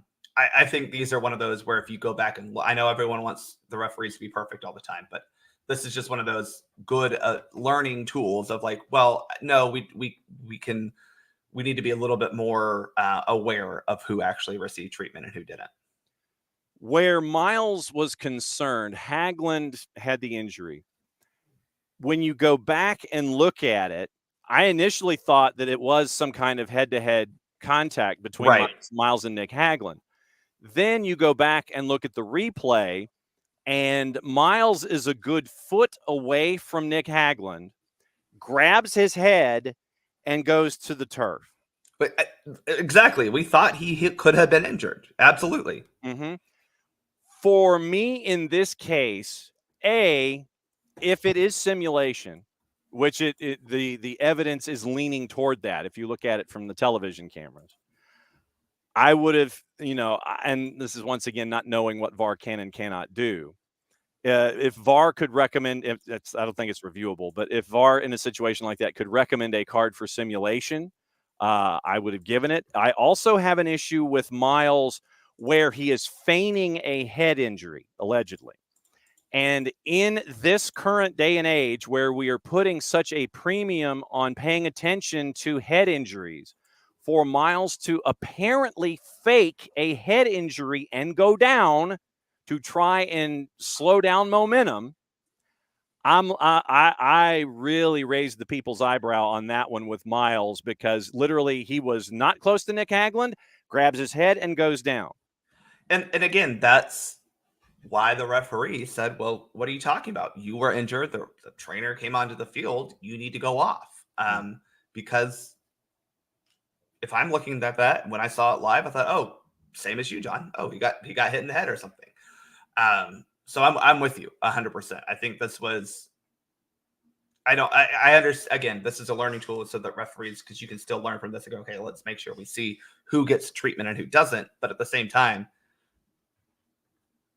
Miles looked like he was hurt and went down apparently with a head injury. And we do have the authority to stop the game for a head injury. So I'm with you. But but for me, it legit. You know what it was, John? It was the turf. Yes, the turf impacted his head. Absolutely correct. Yes. Yeah, that's why he's playing at Cincinnati, right? Because turf. Yes, turf is somehow evil. Yeah, turf is incredibly evil as the thing. But yeah, it was. I'm not the only one here in the Twitch pitch. Hutch and Michael Valverde, they were not fans of what Miles did. And the appearance of what Miles did. So let's, like I said, unless you ask Miles and Miles comes clean and sits and goes, yeah, it's what he apparently did. We have to put that qualifier, but it is not a good look for Miles to be detached from an injury, go down with a head injury these days, as we're looking at, making sure that everybody is okay as you can be at the head. So yeah, I raised the people's eyebrow on that one when Miles went down. Well, as I have said multiple times when it comes to the U.S. men's national team, we no longer have to support or defend Miles Robinson. He is no longer our problem. There you go. The other incident that I wanted to get in your discussions with has to do with, once again, VAR. And, this is why we have it. And this particular play, that drew the ire of a lot of folks, but it also let everybody know that, VAR is VAR. And if you've got a problem with VAR, you probably need to sit there and change the rule that is associated with the particular play that you are reviewing. And it has to do with the seventh goal that wasn't the seventh goal in the Coventry City Manchester United match, where it was by the millimeterist of millimeters that apparently Victor Torp was offside. Or the Haji Wright was offside before he sets up Victor Torp for goal number 7, which would have completed everything for Coventry City, coming down 3-0, coming back to win 4-3. So I think, once again, the larger issue here is, if you got a problem with VAR, you've got to take a step back and address the offside rule first and foremost before you sit there. Because I heard more people from the other side of the Atlantic, from the old country, for some of us, sit there and go, well, I've got a problem with VAR. No, your problem should be with the offside rule as opposed to VAR, because VAR is doing its job and using Cyclops and whatever. Yes, Haji Wright was offside by whatever margin. Like, if he's a size 13, he probably needed to be a size 9 or whatever in his boot. But I think the larger issue, once again, and when we have folks who used to play and go, back in my day, focus on the rule change instead of on the equipment that is used to enforce the rule. Well, I think if we want to talk VAR, you can have legitimate critiques of using lines to draw the offside line. Again, those are human placed and drawn. Mm-hmm. We're also assuming that we got it at the correct time where the ball left the foot of the player, Yeah. But I'm with you, John. Like, that's the method we've been told to use. And if you didn't use that, then you would still get people complaining, because, we have that in MLS where we do not have the lines. Nope. We just look at it from the naked eye. And now I personally think that is a better way to look at it, because I think if you start getting into lines, then I think you're misunderstanding the nature of this sport. But yeah, offside is offside. Ball out is ball out. Ball in is ball in. A goal is a goal, right? There are very few definitive and placeable, really, instances in this game, and offside is one of them. So now, that said, yes, the real crime here is Haji Wright not getting an assist to lead Coventry to, FA Cup glory. And that part I hate for him, because from the Soccer for Us angle, Haji Wright's having himself a fantastic tournament and a fantastic season. And I think that the real crime is not giving Haji Wright his assist that he deserved. So of course, you saying that, and I wanted to try and I wanted to have you as a bit of a handoff here, and your timing was impeccable because it's 10:30 or 10:40, and guess who's here? It's Drew. And Drew heard the Haji Wright discussion. For the record, by the way, Drew was, how do we say this? He was venting a lot from being up 3-0 to being tied at 3 to almost losing it at 4-3 to winning it in penalties. There were a lot of colorful metaphors that Drew was using in the conversations that we were having about this particular match. And so as a part of the handoff, Bart, do you have a question for Drew so you can listen to the rest of the show? No, because as a fan of a team that recently got knocked out of a cup tournament and is desperately trying to not choke away a league title, I'm going to keep my karma hopefully at least a little bit in the positive column. But I will say again, Haji Wright robbed of an assist. There you go. So Bart, as we let Drew gather his thoughts, what's the promo? What's going on with Soccer for US POD? I know that you guys are probably going to talk about Serginho Dest and a bunch of other things. Yeah, so that'll be the topic of conversation, is evaluating Twyla's career or tenure as the associate assistant. The substitute teacher. The associate assistant substitute. Yes. And then also now Serginho Dest being gone for, we don't really know how long yet. PSV was not clear, but just definitely said an extended time. Now that I'm hopeful that just means like the rest of the season. Yeah. That's what Dest said on his Insta at Soccer for US POD, Artemis Prime 19. As always, my friend, thanks for hanging out. And I'm glad the real world intervened and said, no, you can be here at 10 o'clock in your normal time slot. So just yell at us when you need us. We'll be here soon. Cheers, y'all. There we go. There's Bart. All right. So, Drew, hi. Hello. How are you? I guess let's start there. How are you? Indifferent. Wow. I've never been so upset to be in an FA Cup final. Wow. There's not much excitement, but we'll get into that as time goes on. I mean, I'm better now. I don't have a case of the Mondays, believe it or not. I'm in a good mood. The only thing that I don't like is the absolute ridiculous Thomas Tuchel rumors. Like, just go ahead and bury that in a sandbox and never dig that rumor up again, because you want to talk about a self-destructive manager who does not get along with anybody in the higher ups of any club. It's Thomas Tuchel. And that's one thing United don't need. But I digress, and we'll go back to Coventry if you'd like. Sure. I mean, and Maddie's here as well to discuss things. And Maddie is trying to, get her cup of coffee and fight her allergies and all these kinds of things. So she's having a fun Monday, even after she was. We do have the screen cap of her at Mercedes-Benz Stadium from the weekend. Yeah. Listen, my allergies, as you can hear, my voice dropped 3 octaves. It's fun. Pollen season's great, and I hate Georgia weather. As you can tell. So you're up 3-0. You're tied at 3. You don't lose after 120 minutes because of what we talked about with Haji Wright being offside before the assist to Victor Torp in the 120th. Then you go into PKs, and I believe Casemiro wanted nothing to do with the PKs. I mean, go ahead. No, I'm just being animated. No, nothing wrong with being animated. So Casemiro wants nothing to do with batting leadoff. It showed. And then Andre Onana comes up big in the PK, saving 2. And it's been an interesting evolution of your thoughts on Andre Onana this season. Your pendulum has gone all the way from one side to the other side in all of this. You were so, because of his save percentage early on, you were so anti-Andre. And now you were like, he has been saving our bacon more often than not. Yeah. And you are now in another Manchester Derby / FA Cup final. But yeah, the swings from being up 3-0 to tied at 3 to almost losing it at 4-3 to not because of VAR to winning it in a PK shootout after missing, getting saved in the top of the first. You were having all of the emotions yesterday, man. You were an EKG.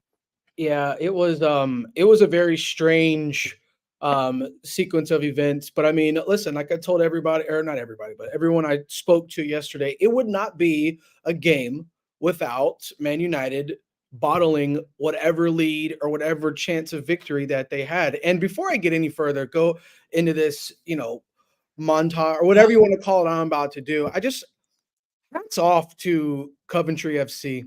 Coventry City FC. Hats off to their traveling fans. 37,000 allocated tickets sold out in an hour. Like I said on Friday, the only time they've ever won a trophy was in this tournament in 1987. They lifted the FA Cup. So like I said, the underdogs are going to have something to play for.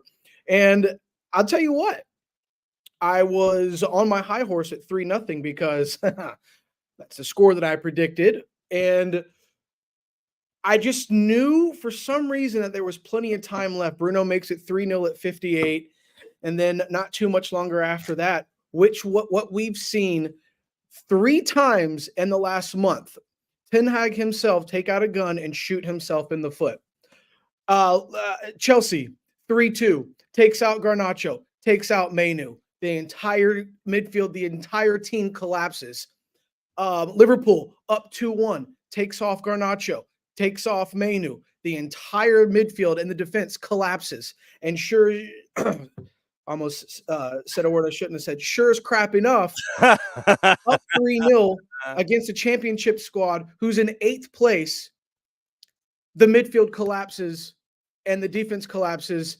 And a lot of people, everyone's favorite scapegoat, Marcus Rashford, of course, Mark Goldbridge, who is just an absolute jackass. Sorry, but he is for the game. I just want to explain to you again why this guy is the most toxic thing in the United fan base.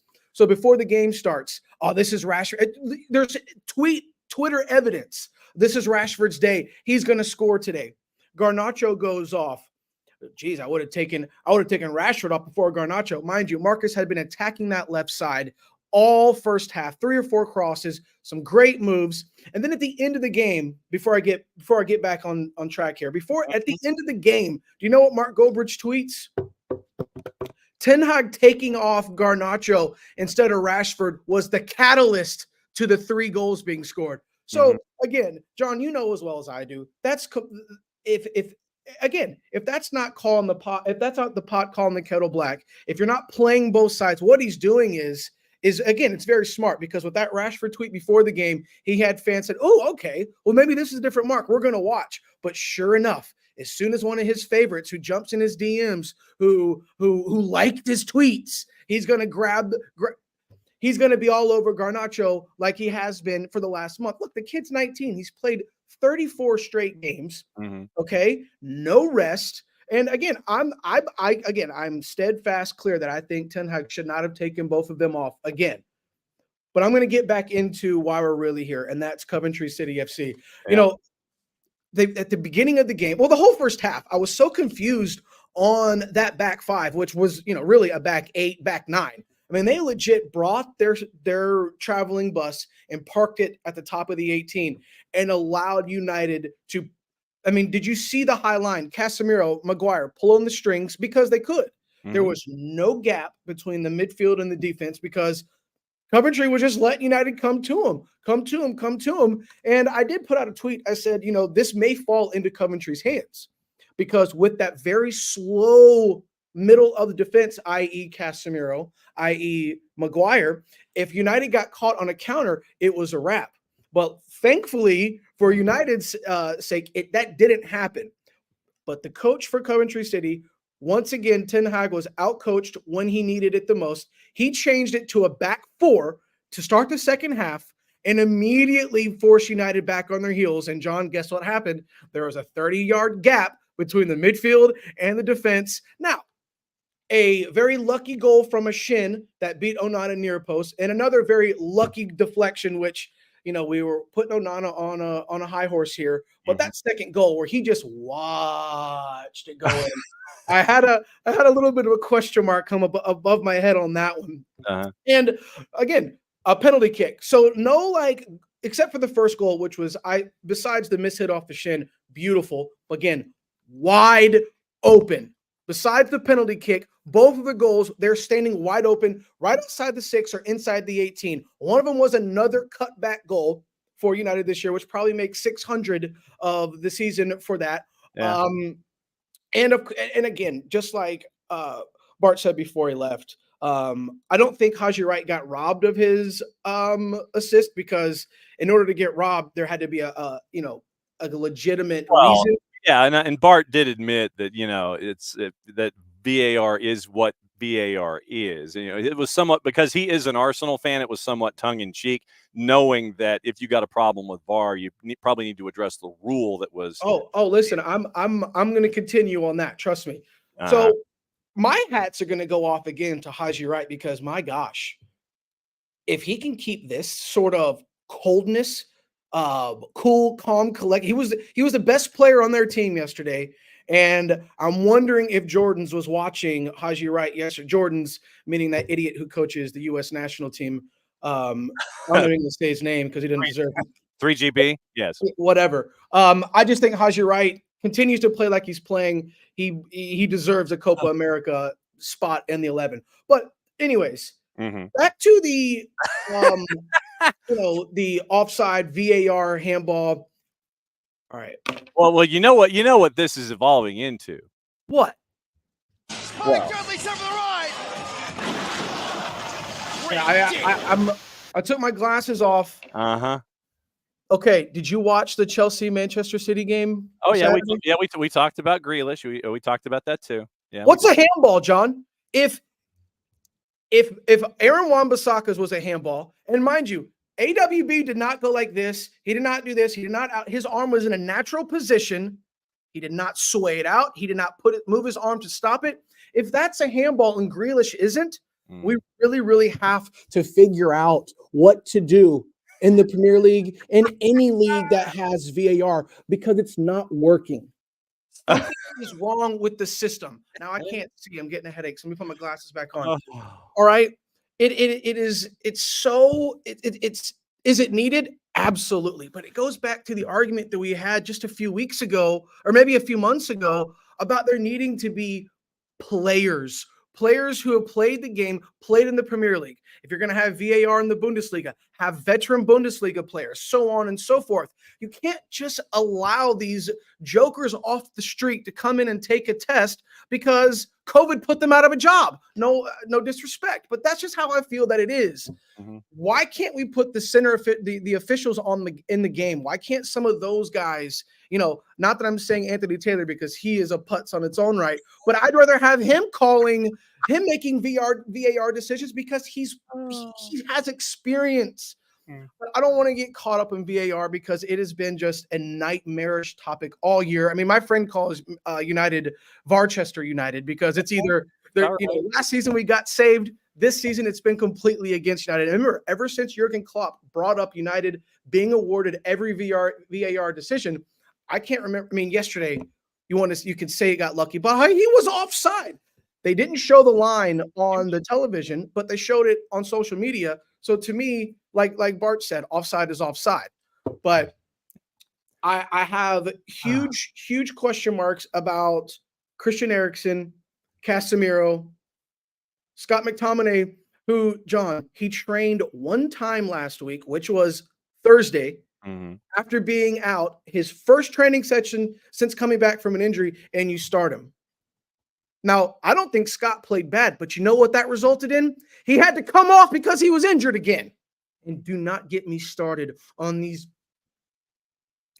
injuries, okay? Because Mason Mount was back, and now he's not back. Kambala is 19. John, he should not be out with a muscle injury at 19 years old. I.e. Garnacho, Kobe Mainu, 18, 19, have played nonstop.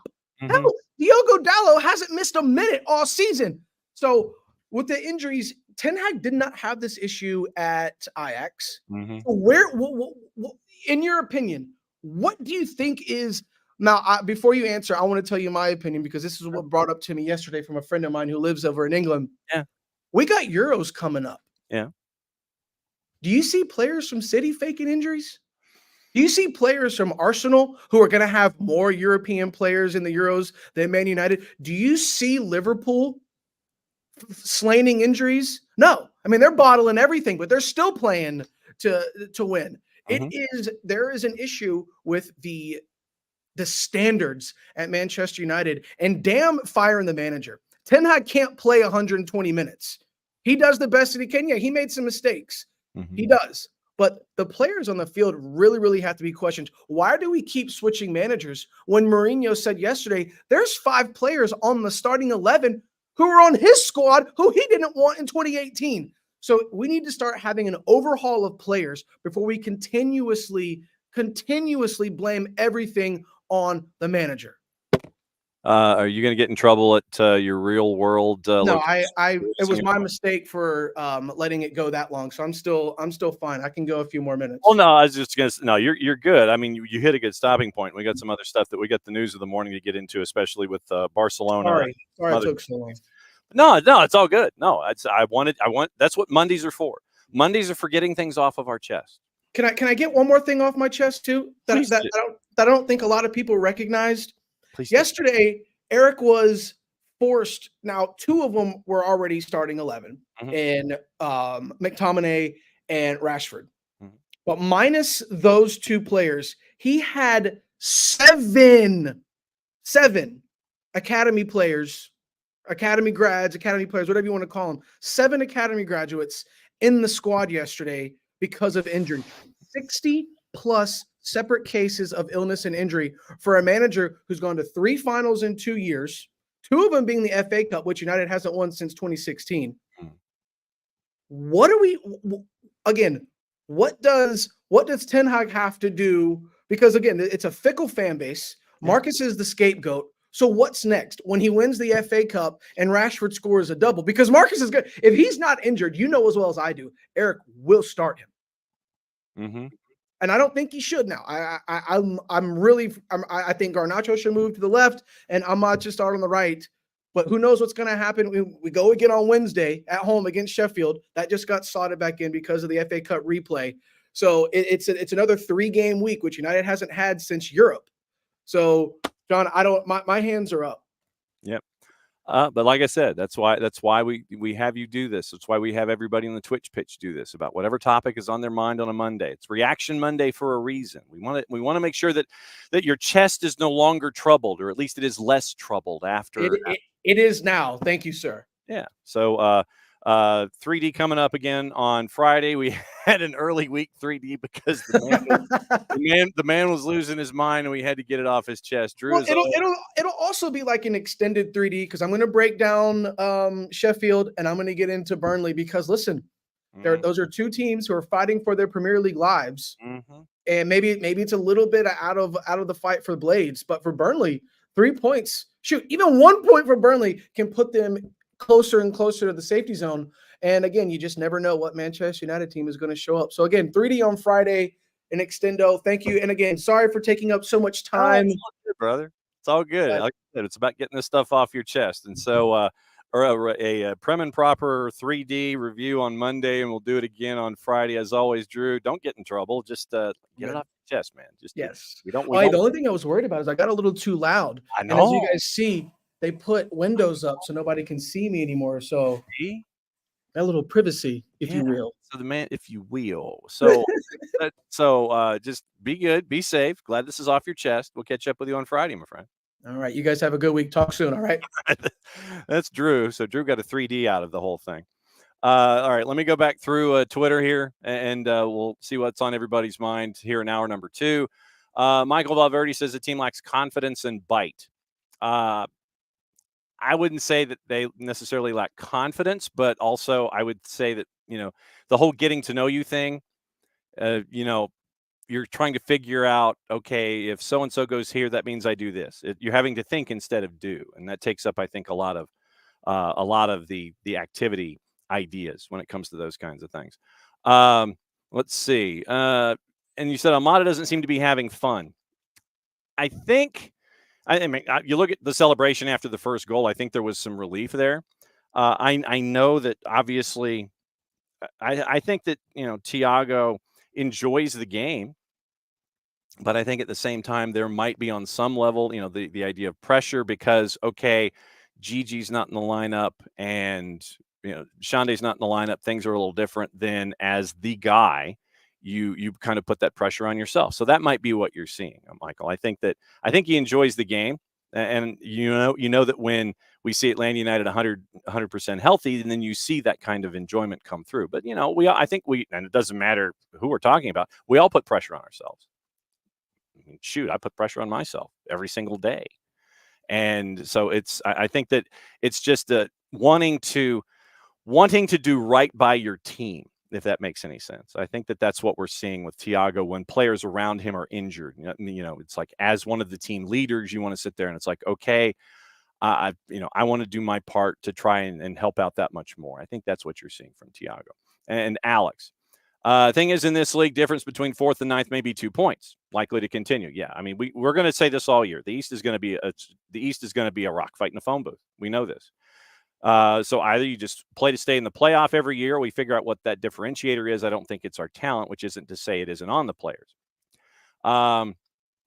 Let's see. Wiley thinks it has to do with IQ and willing to break up a play early. I think that when you brought in Bartek Sliš, I think that you got to see somebody who is more than happy to break up a play. And I think that when you have that kind of a defender, and you have Luis Abram and Noah Cobb, and the point was made that Abram and Cobb, Amelia, I think this was you. Abram and Cobb could match Derek and Stian. It's different skill sets and different approaches. Derek has experience in Major League Soccer that Luis and Noah do not have. And Stian has a different physical presence than Derek and Noah and Luis. Luis and Noah, I mean, you got 2 pit bulls in Noah and Luis. And in the last handful of matches, I mean, the thing that got me when looking at Luis Abram's numbers in the last 2 matches, it's just insane what Luis has been doing on the back line once again when he's paired with Noah Cobb.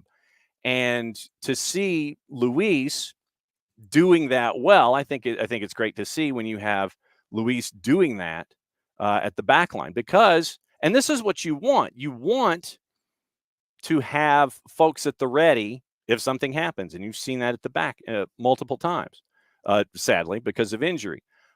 This go round with Luis against Cincinnati, it was 90 minutes, 1 clear, 1 block, 1 pick, 2 tackles, 1 last man tackle, 2 of 5 on his ground duels, 67 touches, 92% passing, 54 of 59, 6 for 6 on long balls out of the back. And that's something that's crazy when you think about it. 6 for 6 on long balls. And then going back to Luis against Philadelphia, looking at Luis's numbers, Luis, he had, and this is to get what SofaScore gives him a 6.5, but here's what he did. 6 clearances against Philly. That's what Luis did. So he had 6 for 6 on long balls against Cincy, 6 for 6 in clearances against Philly.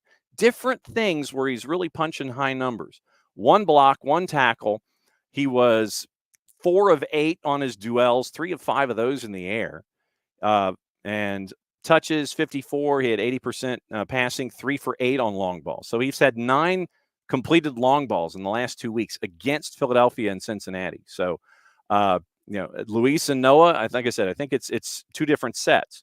And you got the 2 pit bulls with Luis and Noah, and you have the taller, more experienced players with Stian. Stian has speed for someone who is his size, which is, I mean, to have that kind of a lockdown corner, if you want to use a college football analogy, to have that kind of a guy with that kind of speed and that kind of height and that kind of presence, that's why you brought him in. And with Derek, you get the experience and you get that veteran voice and someone who knows the moves to make. And Maddie had a great feature. Before we keep going, Maddie, when you caught up with Derek Williams, What was some of the takeaways that you have for the article that's at soccerdownhere.net? When you caught up with Derek Williams, what were some of the things that you learned about Derek that Derek might have learned about himself? Yeah, I mean, one of the biggest things was Derek Williams is a very vocal player in that back line, and he's not just going to be talking to his back line, he's talking to everybody. He's communicating with everybody. And when I talked to him, I mean, we learned a lot about just how he had to learn that there's a difference in how you speak to people. And especially when you're on a field like that, it can come off very aggressive, but knowing each person and being like, oh, they respond better when I'm being more like, hey, it's okay, keep your head up, let's go. Or a different player like maybe GG or Noah Cobb, where he knows he can yell at them and that'll get him fired up. And that's what you want. So it's how you communicate with people and knowing each person's that you're playing with, their communication style and how important that is. And that is, I do think, something that Atlanta is missing in Derek Williams. And I think when we get him back on the field, we will definitely see that as it comes around, because he is one of those key players on the field who will communicate with everyone and kind of get everyone in line.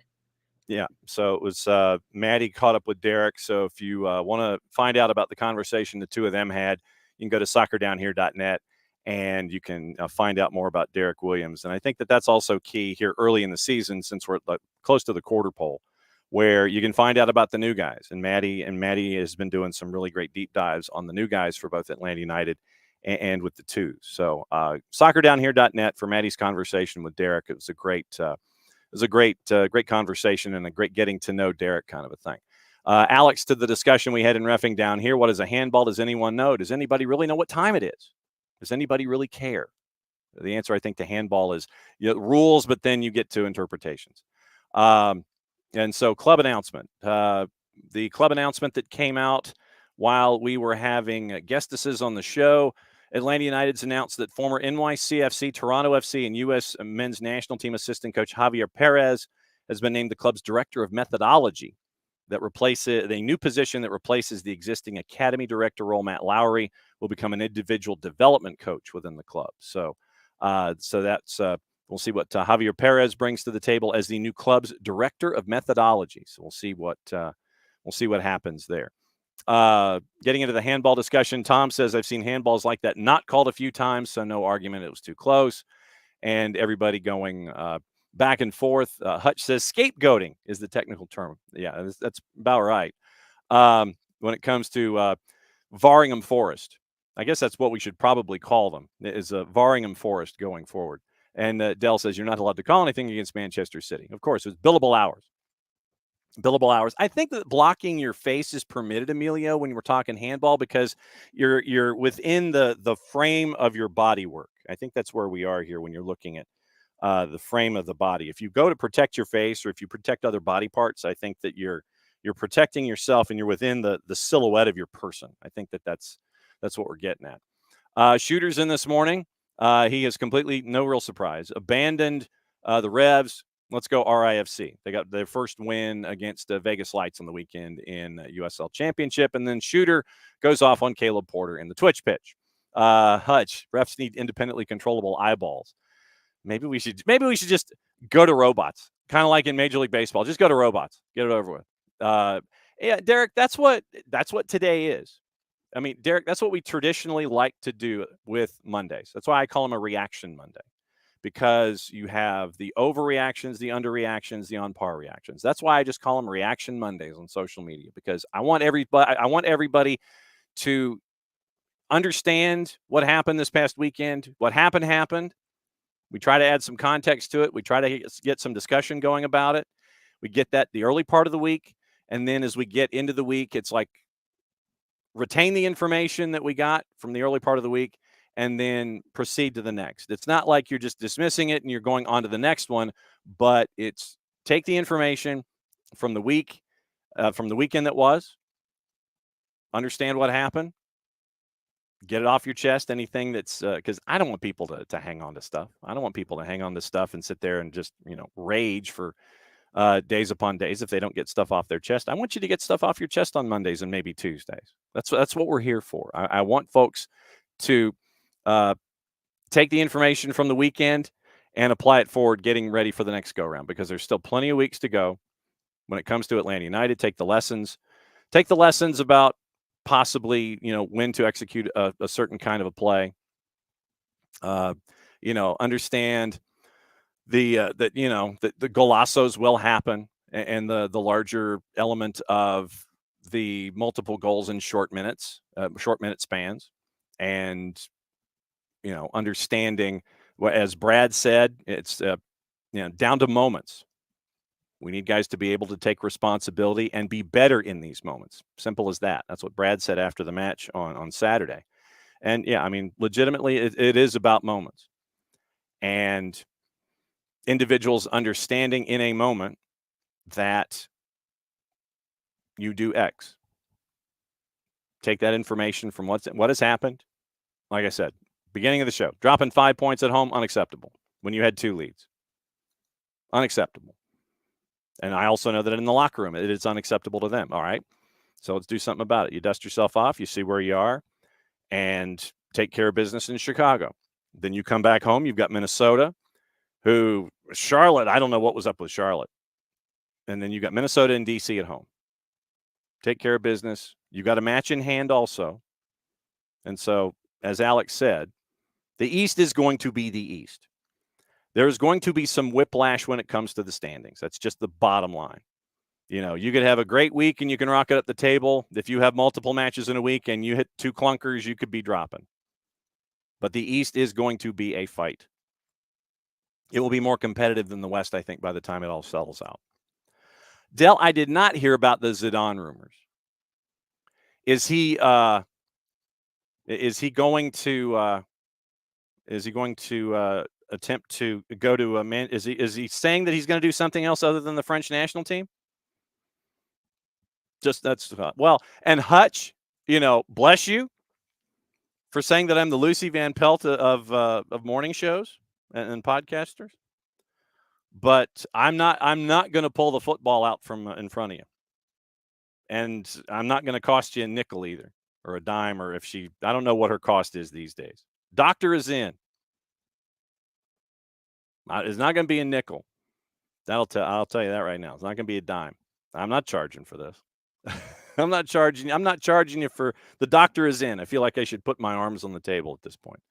But no, look, like I said, you learn from it, you move on. The East is going to be a fight. Chicago's up next. And if there's anything else on your chest, tomorrow we'll talk about it tomorrow too. Let's see. Michael, only a few teams have 4 wins and one has 5. Atlanta United has games in hand and all but one of them. Let's see. 20. Yes, exactly. Thank you, Hutch. I'm glad yes, horn section intensifies. Exactly true. Absolutely true. All right. So gossip, rumor, and innuendo, what to watch before we go. And yeah, it's been a busy day on a couple of other fronts too, by the way. There's some other stories that have come out while we were discussing what is up. Let's see. Not that. The Barcelona president, Joan Laporta, get this.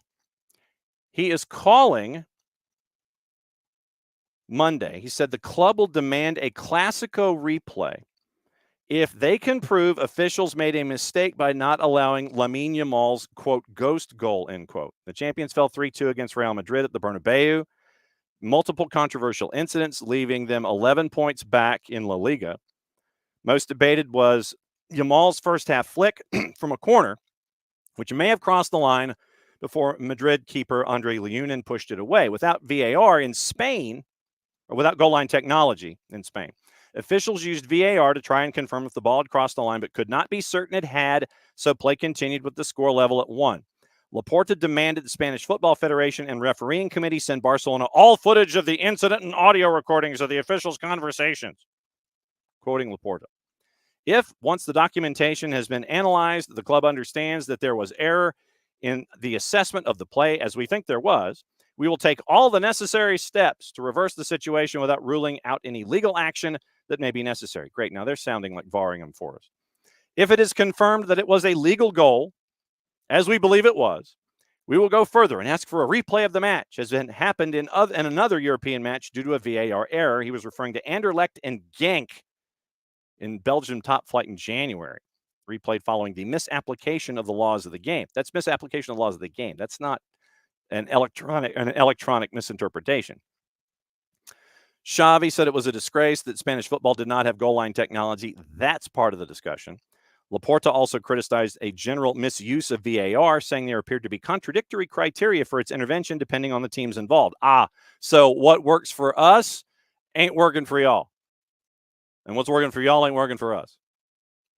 Barcelona had 2 penalty appeals turned down during the Clásico, for which they said were fouls on Yamal and Fermin Lopez. So Joan Laporta, he wants to go to the tape. Fabio Cannavaro's been named a short-term deal coach to be the head coach at Udinese. Let's see what else is going on. See if I missed any other stories this morning. And as always, it's great to have all of you here to talk stuff and to talk it out and to talk about the weekend, all these things. Let's see. So allegiance forms and how PGMOL selects officials. Jose Mourinho, who decided to have an interview because I guess he wanted to be back out in the spotlight. He says he's not done coaching, by the way. And he says, I would start 11 position players if given the opportunity. Erik ten Hag has had more support and trust compared to his own tenure, but he still wants the club to succeed. Ruben Amorim, a move to Liverpool is unlikely with West Ham in talks. We can roll back the sign on the billboard at the construction site because it goes back to 0.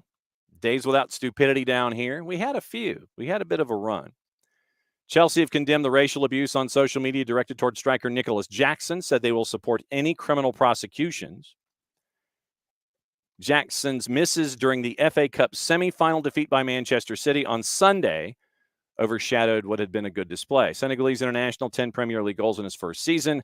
Misfortune in front of goal at Wembley prompted a series of racist messages on Instagram.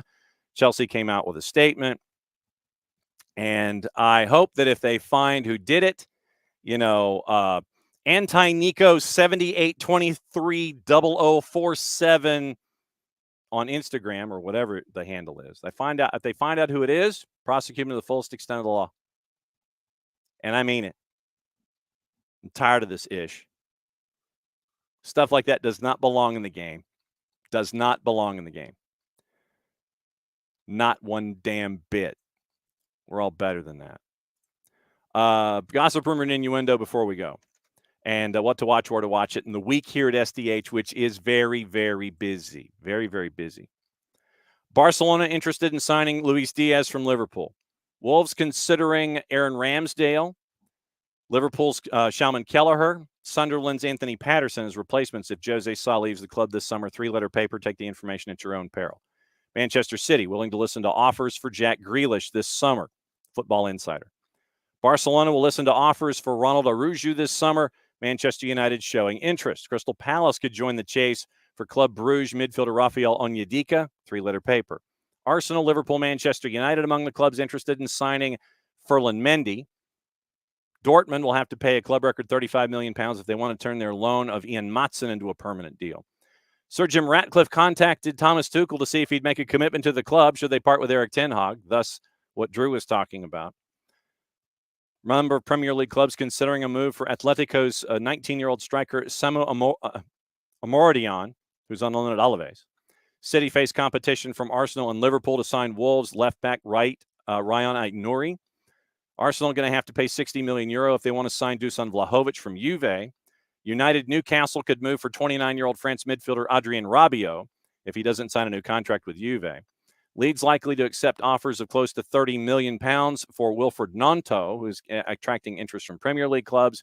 Newcastle lining up a £25 million move for Juve's 19-year-old defender Dean Hewson, who is currently on loan at Roma. Loan at Roma are the words you're trying to get. All right, what to watch, where to watch it. And tomorrow, obviously, we'll get into the rest of the week with Major League Soccer. Anything else on your mind with Atlanta United? All of those kinds of things. Very, very busy week on the network. We'll get to that in a second. BN has the Turkish Super League at 1 o'clock. Sivasspor Fenerbahce. It's also on BN Espanol. if you want BN, all the BNs, Liga 1 Max, CDO for the fans, Nuestra Tele, Teise, Gold TV, go to Fanatis, fntz.co/soccer down here. And it helps out the network, helps out the show, and it helps out Fanatis because it shows them that you're a true degenerate when it comes to watching all of the action in all of the places that Fanatis can get it for you. fntz.co/soccer down here. ESPN Deportes has La Liga at 3, Sevilla, Mallorca. TUDN has Liga MX at 8, Monday Night Football, Cruz Azul and Atlas. MLS Season Pass, Chicago Fire 2, Carolina Court, 7 o'clock.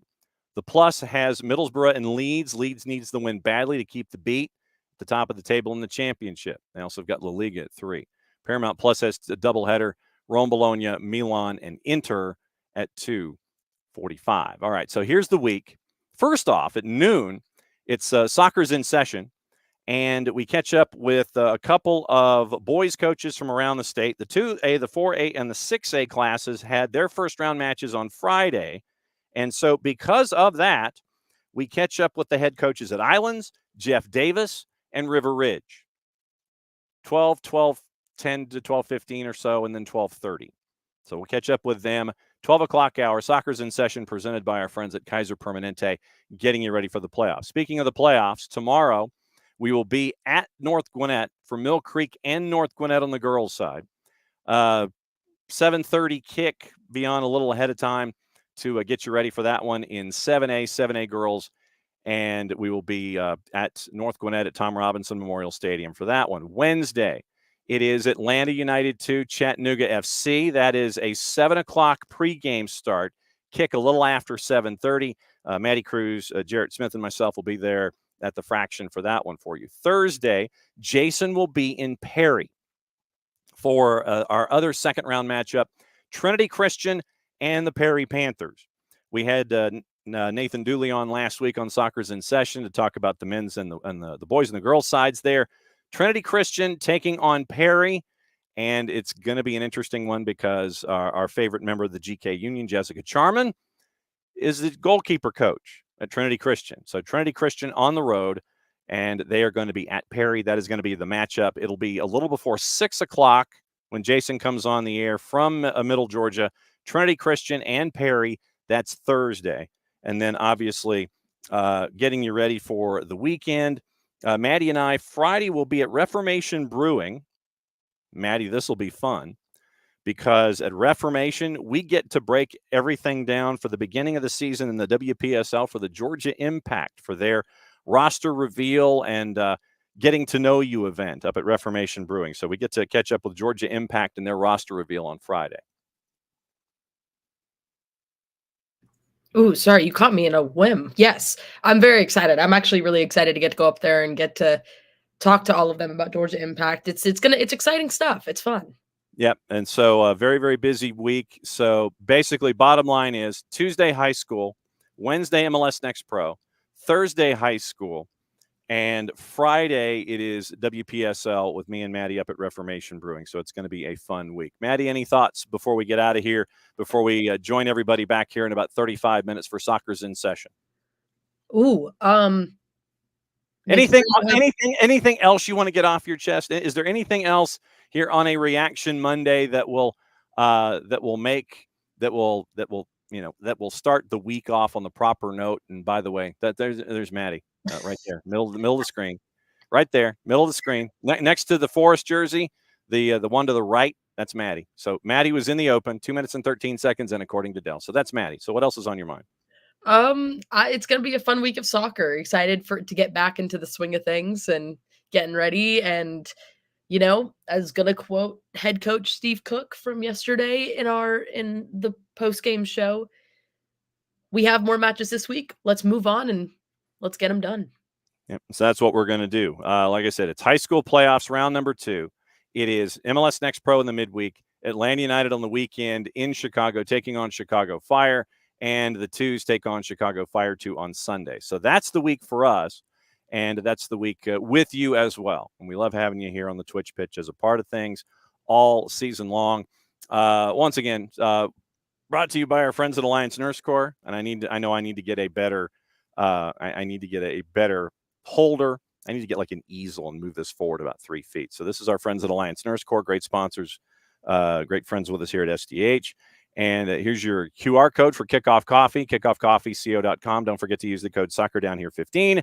You get 15% off your purchase. They, in turn, take 10%, reinvest it into cool things that they've earmarked on the youth side. So it's Kickoff Coffee and kickoffcoffeeco.com. Here's your housekeeping. Here's your scarf for the Marshall Islands Soccer Project. And you get to help out from the grassroots, ground zero, help get a program off the ground. We've sent scarves to everywhere from Alabama to Texas to California and all points in between. We've sent them to Colorado and our buddy Hudson, and Mile High 17s as well. You can be a part of it too. Help out the Marshall Islands Soccer Federation from the ground up. $32 for the scarf. Then if you go to the website, you download the app, you can see Maddie Cruz, international fashion model, modeling said scarf from on their website. So Maddie's modeling it. You can pick it up. Reach out to the show. Reach out to me. $32 if you want the Abstermobile to deliver it. If you want it put in the mail, it's $32 and another $5. So $32 or $32 plus $5, and you get to be a part of something from the ground up with the Marshall Islands Soccer Federation. Back at it again, 9:05 tomorrow morning. Maddie, send us home. This is the end of the show. Thank you guys so much for listening. We'll see you all tomorrow, and it's the end of the show, which means John gets to do this. As Maddie fights her allergies, we'll be back at it again 9:05 tomorrow. Remember, soccer's in session, live, top of the hour. We catch up with folks from Islands, Jeff Davis and River Ridge. Play it safe, everybody. Mucho platial. See you in 35 minutes.